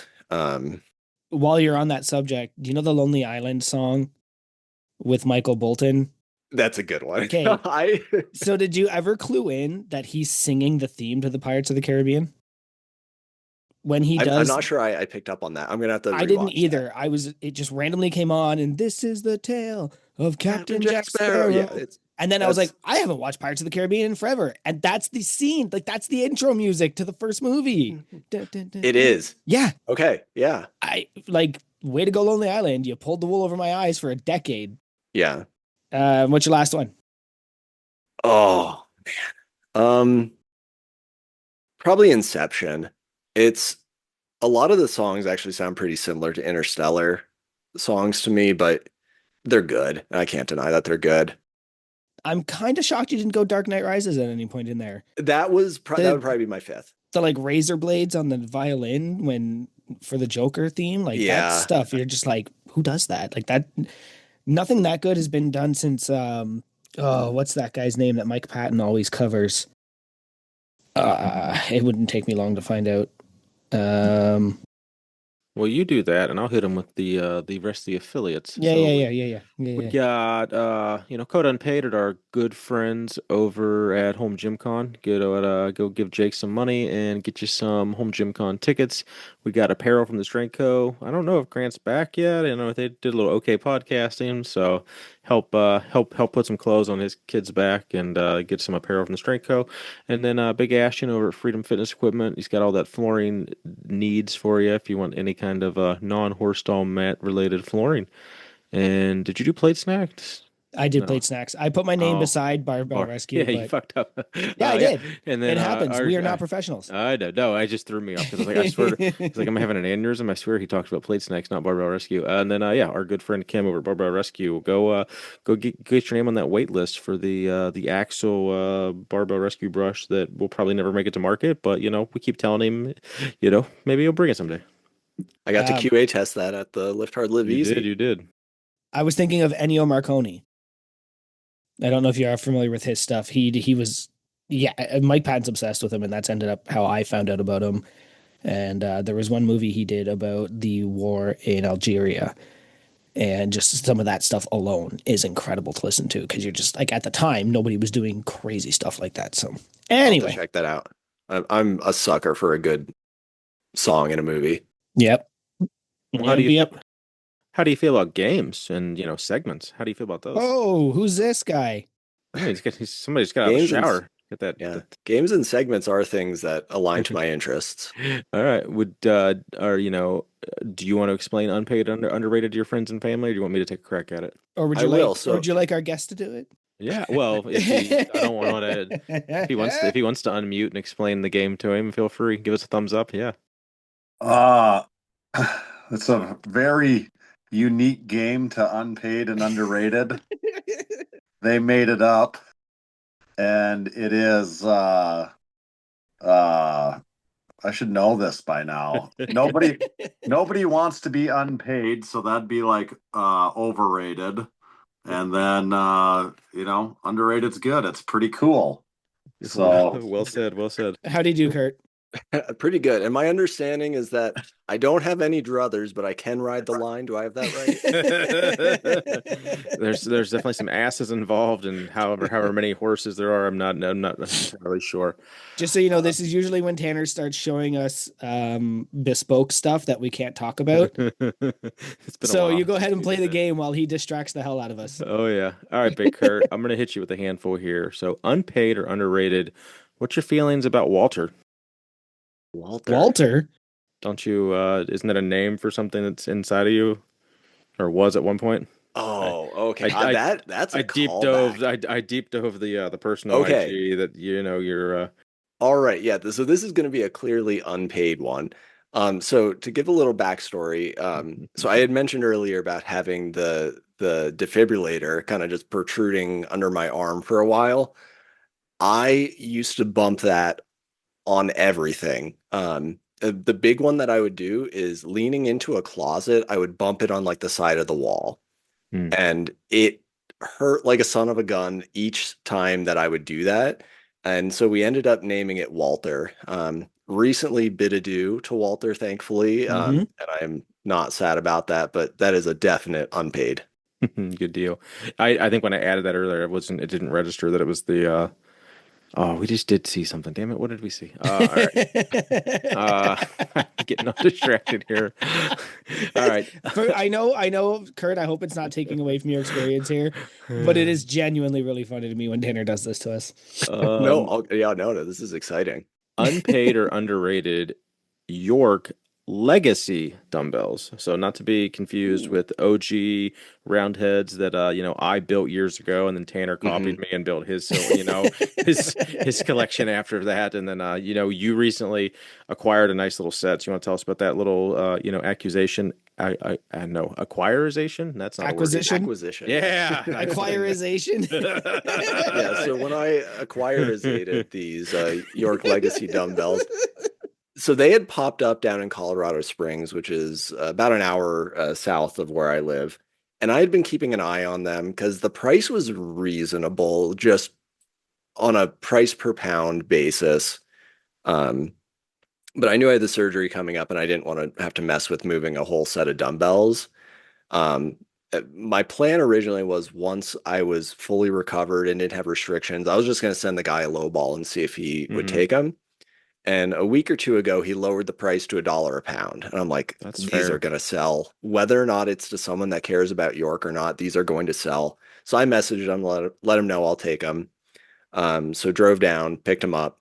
It's a mostly full set from 5 to 95s, and they are the York Legacy dumbbells, which are kind of their newer iteration. It has a thicker knurled handle than the OGs, and the heads are a little thinner and a little wider. But at first glance, they just look like York dumbbells. So I bought these solely with the intent of chopping them up into blobs. Which is kind of sacrilegious for an old York, but since they're legacies and you can still buy them new, I was like, yeah, I'm just gonna do this. As far as unpaid or underrated, I'm probably gonna have to go underrated. I think they're Mhm. similar enough to the OGs that you can get a very good deal on them. I if you're not looking to have them as a showpiece, but you just kind of want that classic look and feel in a dumbbell you use, I think they're a good choice. And then as far as blobs go, you can usually lift one or two sizes bigger on the legacies because they're a little Yeah. thinner. So they can be a good training tool to start working your way up on the real blobs as well. Um, so yeah, I'll go underrated on this. So you're gonna end up chopping them all. I mean, no one wants like a 20 pound fucking blob. So what's you're gonna keep like the 5 to 50 or something for your purse? Like what's your actual end Yeah, goal? I'll probably sell off the light ones. You Okay. know, maybe I Oh, can so you're get. not gonna keep the dumbbells at all then? Like you're not gonna do I already anything have dumb. dumbbells. I Okay. I bought these. I'm probably gonna just flip the light ones, like everything under 30s or 40s or Okay. something. Okay. Okay. Because I mean, in Denver prices are a bit higher, so I probably can get like a buck 25 a pound for Oh yeah, those, for sure. Just and then keep. the blobs is just a fun project, and then Oh, that's smart. I'll sell a bunch to the local grip folks, and then I might end up taking some to Aberdeen next summer if folks are interested. Nice. All right. I'll hit you with my last one here. Unpaid or underrated? I want to hear your opinions on aisle seats on planes. Aisle seats on planes suck ass. I'm just gonna go on record and say it. I think Fully I think unpaid. only a sub 200 Well, pound here's man the would thing. say that It because sounds anyone, great because yeah, you can spread out your legs, you get all this space. But unless the flight is super long, 90% of the time there's a beverage cart right next to you, yeah, people lining up to go to the bathroom. Like you end up having an invisible barrier between you and the aisle that you just can't use. I just get Like, hit in the shoulder and deal with it. Like I don't know. Yeah. I don't, I've been stuck in too Knowing many. that I'm I gonna have don't to want a pee bunch of people 16 bumping into me times, the entire I'm flight. gonna have to pee I would so rather many times during curl every into a flight. ball next to the Yeah. I window can't. and Yeah, All that's right. I would yeah, I generally what the He's hell? got his neck trainer on. That's hysterical. That is great. Yeah, I normally, like I said, because I have to pee 100 times per flight. I like the aisle seat because I'm not stepping over people. yeah, that makes sense. Being in Denver though, no flight is ever more than 4 hours for me in Yeah, the US. that's fair. So like if I just pee beforehand, it's like worst case scenario, I really need to pee when I land. So I can kind of just sit tight the whole flight. Is that me? You're tagging me in? Yeah. I'm good. All right. Yeah. Unpaid or underrated? Made in the USA as a selling point, as mentioned earlier in this podcast. Yeah, so we kind of went through some of my early home gym purchases. I had a lot of made in America stuff that I had bought from this local fitness supply store, and it was all ass. It was horrendous. It was from a company called Tough Stuff, which went out Oh of yeah, they're business a garbage. year or two ago. The bench was not, it was crooked and wobbly and narrow and slippery, and it cost a freaking fortune. I could have bought anything from Rep or Rogue for less to kind of give you Yeah, an idea of what and I Rep paid would have for. actually had a showroom then too in Colorado. Like they And don't I any didn't I even don't know they do they existed even as a have a company at the showroom time. now? I don't think they have a They I know they probably moved everything. I'm not sure if they do any selling they don't. It's I could all out in probably California message now. them and like, hey, I'm interested in buying this. Can I take a quick look in your employee gym? They Yeah, probably would say that's yes if true. I did it discreetly. Um, but yeah, they don't have a showroom anymore. I didn't know they existed at the time, but a lot of the American made stuff I have bought so far has ended up being stuff that I have gotten rid of because it wasn't very good. Um, like and it's come up on the main Big Sister podcast a few times that like if you're Canadian, does Made in America mean anything? If you're in Sweden, does Made in America mean anything? I am in America, so like if the manufacturing plant was right down the road from me, it might mean something, but there's no fitness plant near me. I don't live near the Rogue headquarters or the Texas Power Bar headquarters. Like for me, Rep is buying local, even though they produce overseas. Mm-hmm. So for me, quality and price and supporting a local company mean a little bit more to me than what country something was made in. So I unpaid. All right. Unpaid or underrated? That's the wrong one I want. Oh my God, I can't figure out what to tap here. Tap that Unpaid. ass. Jeez. Unpaid or underrated? Tell me what this is and what it is. ACE inhibitors. ACE inhibitors. All right. So I don't know exactly what the acronym stands for, but it's a class of heart medications that relaxes your blood vessels and increases Mm. circulation. I was on them for a while and they made me feel like an absolute god. Um, these, I swear, I think within our lifetimes, it's going to be we're going to look at ACE inhibitors kind of like we do aspirin, where just like you get older, you start taking aspirin as a preventative. Um, it's just the health outcomes from ACE inhibitors are super good for making your heart not have to work quite as hard to get blood flowing. And the side effect list is super, super small for most people. Like I had zero side effects on them, and that's the case for most people. So I'm definitely going underrated on ACE inhibitors. Now, wouldn't I wonder if so like what they put in pump and some pre-workouts like the L-citrulline and things like that. I wonder if those do the like relatively the same thing because they do increase blood flow, right? This would be Yeah, turbocharged. yeah, like on steroids Yeah. or whatever that phrase is that everybody likes to use. Orange Yeah. juice. Orange juice? Yeah, that's what they're on. Okay, unpaid or oh my God, I hate this app. Unpaid or underrated? Pizza with lots of toppings. Okay. So this is a viewpoint I have held before I joined the Massonomics community, is that if a pizza place can't do a plain slice of pizza really well, all they're doing is hiding Yeah. their sins This with is an lots of original toppings. Curt, you know. Oh So no, I agree. and Yeah, I've and said the that thing before on this podcast. and even if a place does a good just plain pizza or one topping pizza, even if they can do that really well, doing tons and tons of toppings kind of screws with the cooking process because I'm from the East Coast. I prefer a New York style pizza 99 times out of 100. And those are cooked at really high heat for a short amount of time.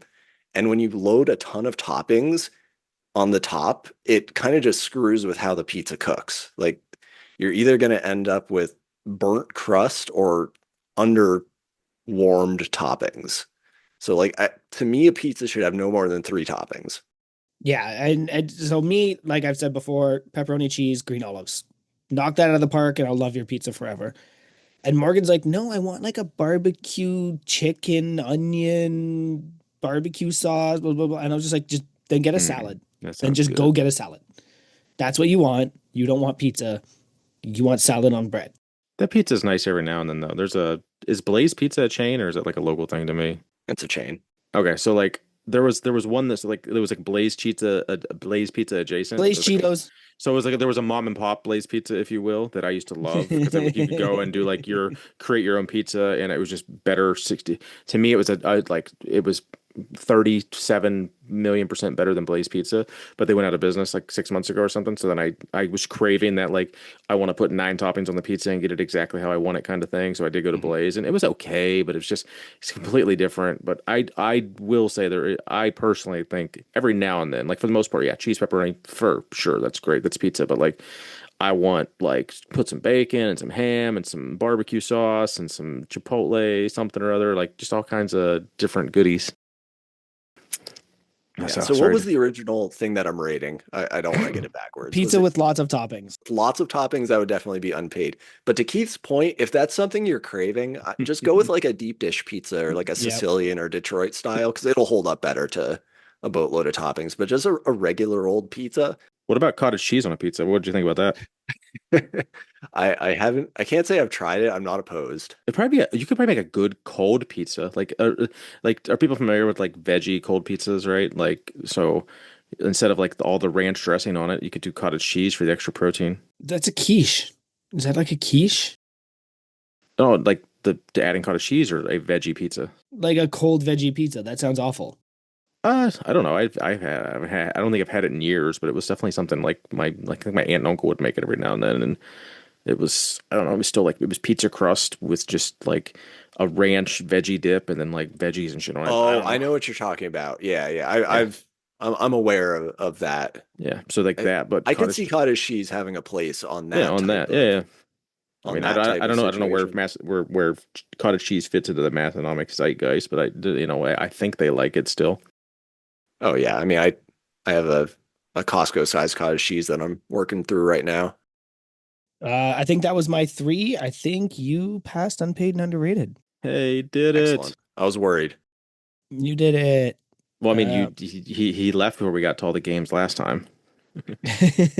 well, because we didn't wait 2.5 hours. Hey, Just I think two. we We just are hit pushing it. we literally just hit 2. So let's next 20 minutes, let's bring this one down. But Curt, do you have anything you want to hit us with, brother?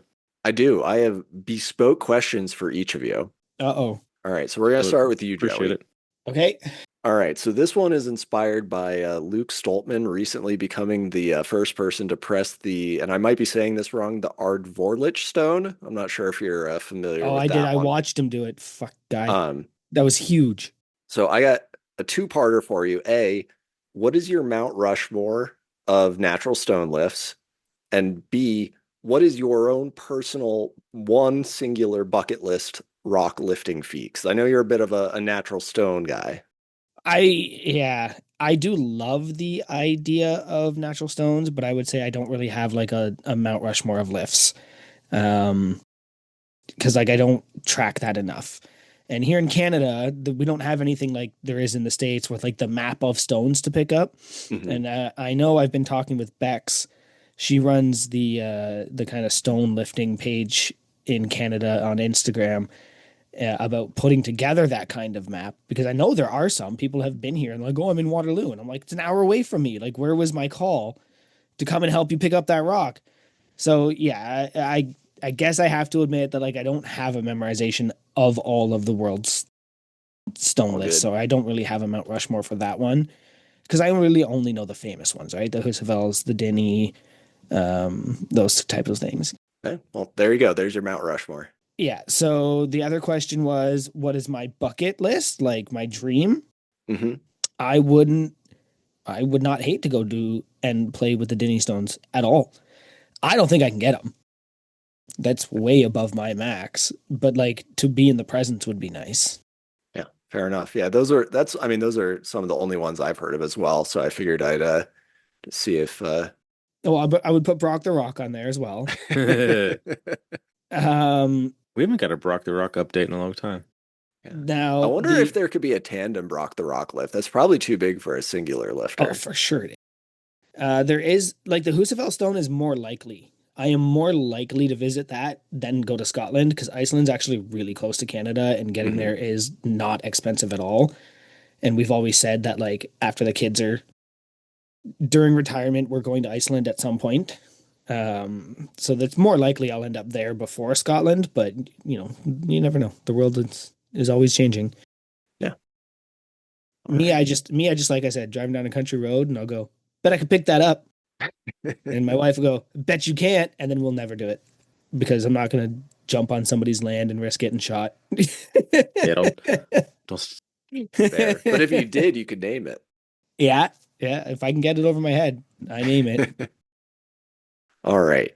All right, Big Keith. So this one is inspired both by your recent heroics with the chicken breast fire, as well as the Big Sister podcast, episode 332. There it was a Q&A. So I'm kind of stealing from that one.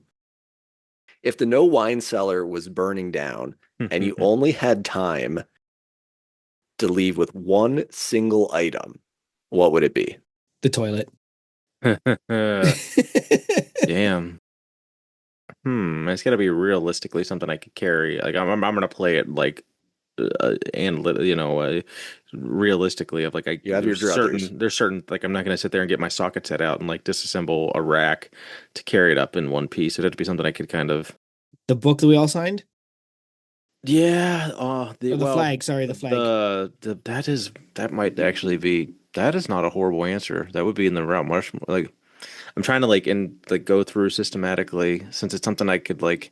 I mean, if it was like a financial thing, like it'd be like, hey, save the most expensive thing, and I'd carry my pair of York deep dish marked plates up. But like, I mean, I mean, whatever those my would my probably fuck. survive the fire either way. And that's Yeah. kind of what my wife said. But yeah, I honestly, Joey's might be onto something because that is, I would literally tell people if they do anything other than just sign their name and put the date, I'll fucking punch them in the face because like 30 people have already, actually no, like 50 people have already signed it and like you will ruin it and I'll fucking murder you. So yeah, I think so. I have it's a Frenchport banner that says, lift heavy weight with dope people or something along those lines. And I've just like over the last decade, I've had people sign it. And there's people that might have only signed it more recently, but it's people that have been coming to my gym or been friends with them in the lifting community for a decade. So yeah, that proof of history, that like snapshot of my last 10 years of my life, and the friends I made along the way, literally.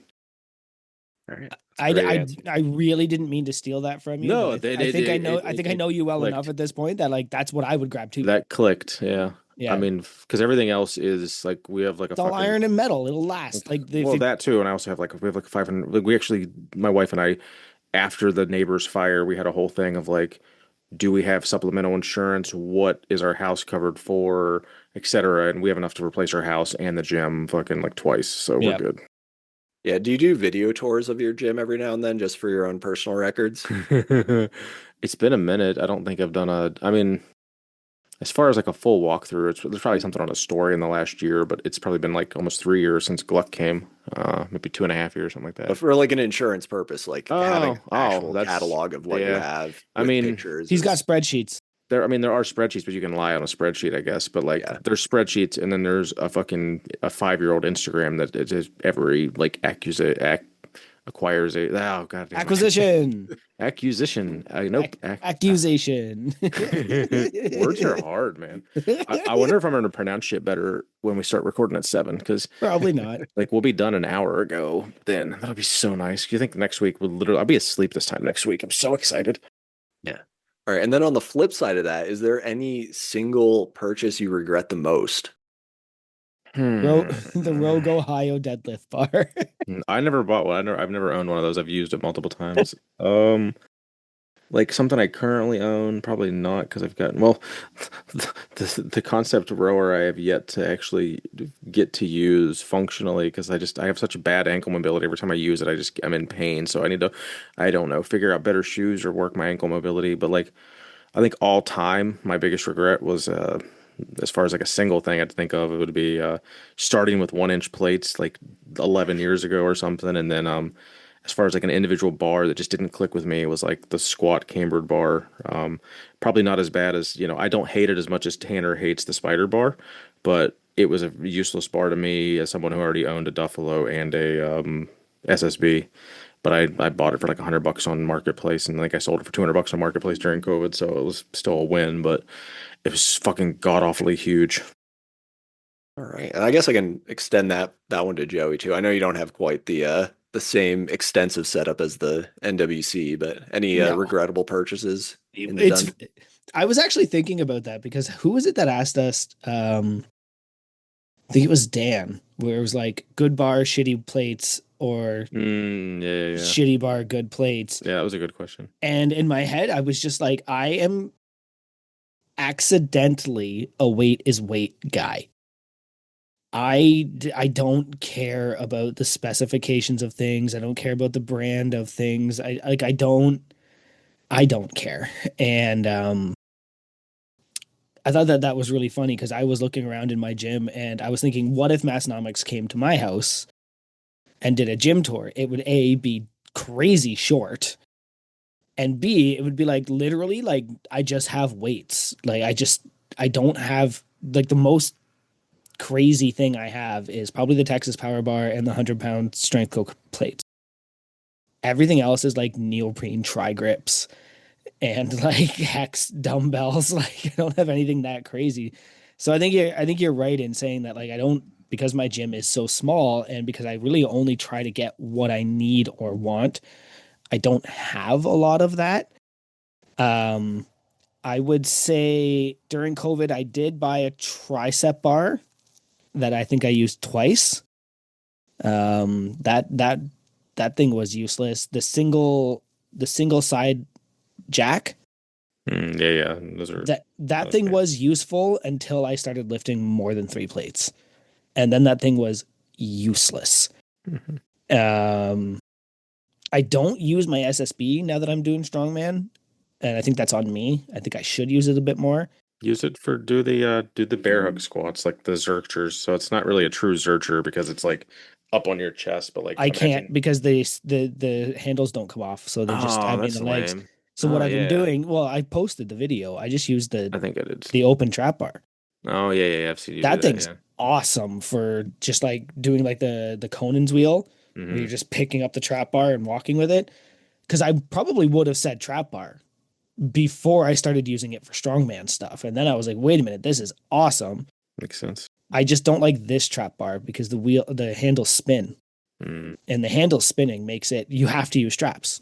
Like I don't care how good your grip is, Yeah, that's coming out. you have to use straps. Like no amount of chalk or good grip. Once you put more than 2 or 3 plates on it, it's everywhere. Sorry, my wife just scared the crap out of me. She naked? No, good. I mean, This for Saturday. you guys. So I really don't think I have something that I say like, God, I wish I hadn't bought that. Ooh, I do. I have another one. Okay. It's like I feel bad because one of my buddies, who's also now crew, but I don't think he'll ever listen to this, but he he'd made some Saxon grips with AbMat, and I don't. It's not. I think I think version 2 would be a lot better, but I just like to give him shit because version 1, I've had them for like 3 years and they still smell like rubber, like horrendously, like nauseatingly if you get them anywhere close to you, and they're a pain in the ass because they don't fit on my round heads. So or I don't remember. There's something they don't fit on because like the hole's not big enough. So like V1 of the Saxon grips that my buddy, I feel bad because like my buddy made them, but I hear V2 is significantly better. So make sure you buy V2 if you're getting a pair. I do have a 40-pound kettlebell that I think I got before I had a deadlift platform and before I had a barbell. So I was using it for most heavy leg days because it was during COVID. And it's this big, ugly purple thing. And I don't think I've picked it up since. Maybe there you go. There's the $80 purchase I wish I didn't make. All right, fair enough. Both of you pass. Oh, yay. Hooray! We did it. Big Curt, one more time. Where are they going to find you at? And your YouTube channel. Hit us with that. Plug all the goodies. Yes, Instagram, KurtLifts1988. That's Kurt with a C. If you want to see any of my old speedrunning stuff, my like Twitch and YouTube username is Kurt's New Brand, CurtsNewBrand. Yeah, you can see free lifting Kurt celebrate some dorky video game things and having a great time with some great people. I also actually I'm gonna plug. I just got stickers, code unpaid from Plate Snacks. So I have sent some out, but hit me up with an address, or I'll be bringing some to Crew Falls. Happy to send those out.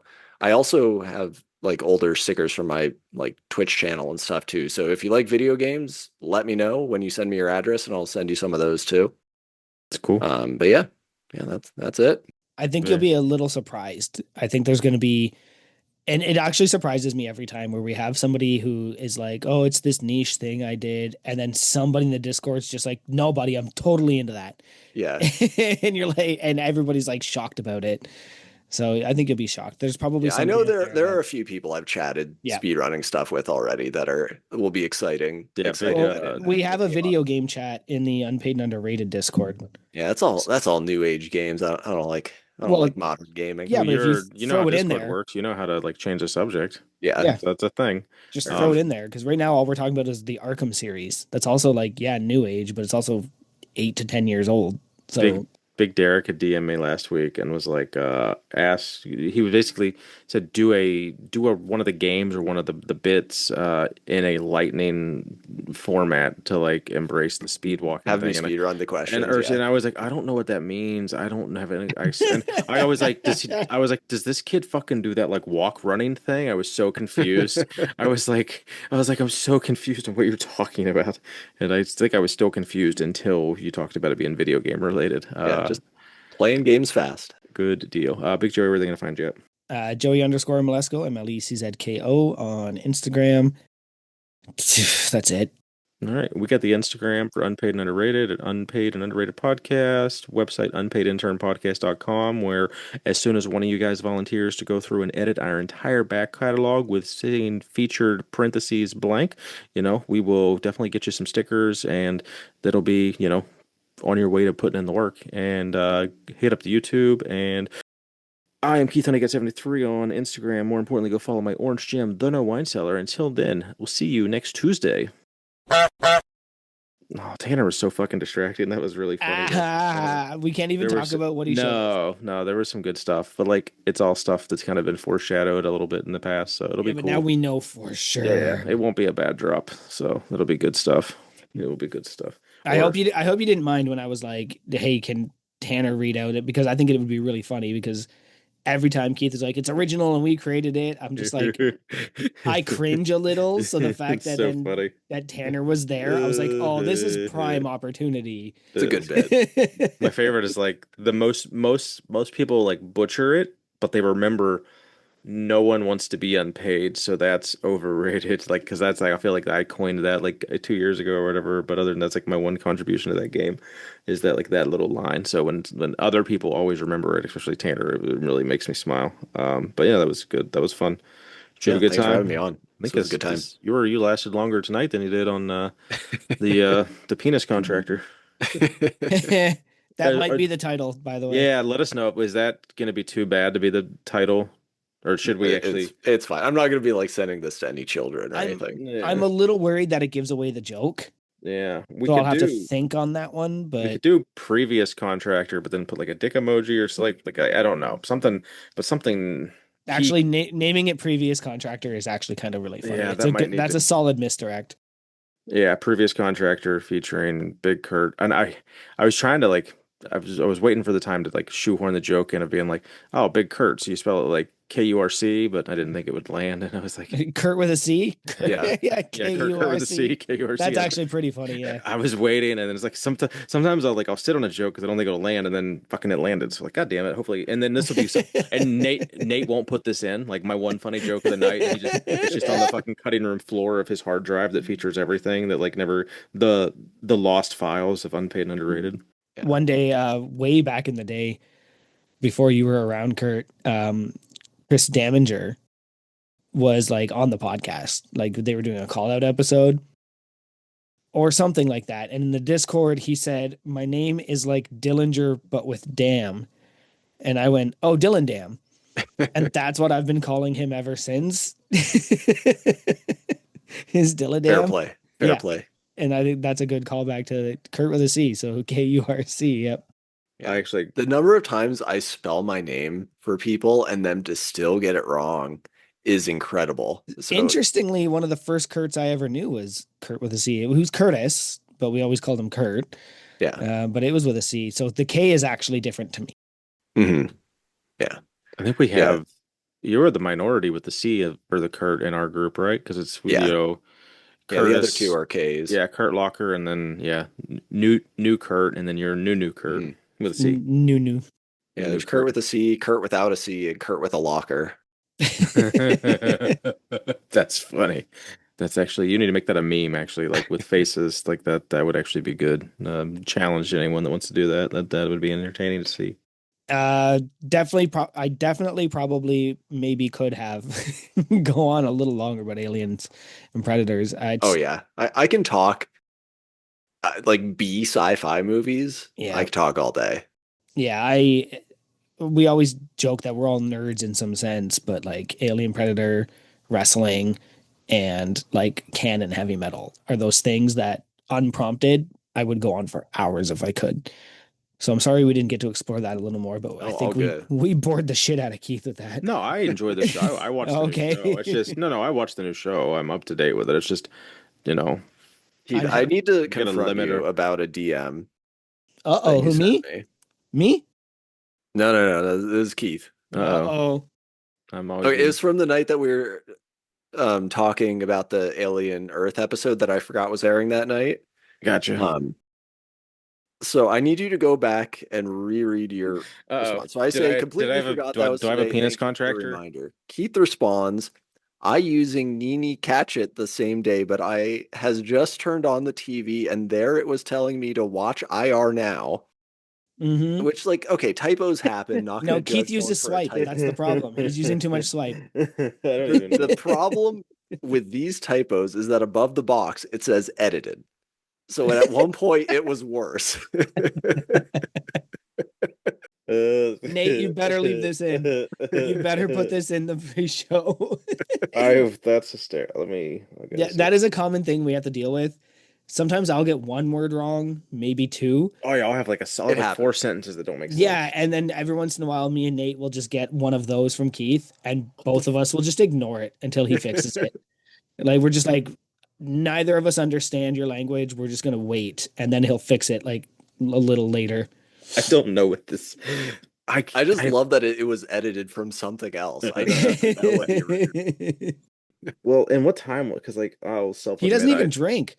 Well, no, like You can't even say that was a drunk text. It was 11:06 at night. I was probably falling asleep when I didn't send, and then I didn't acknowledge it because that's bad. Like I can't even say I was driving and I didn't look at it again. So that's I don't know what the fuck that is. There's no excuse. I'll just have to retire from texting.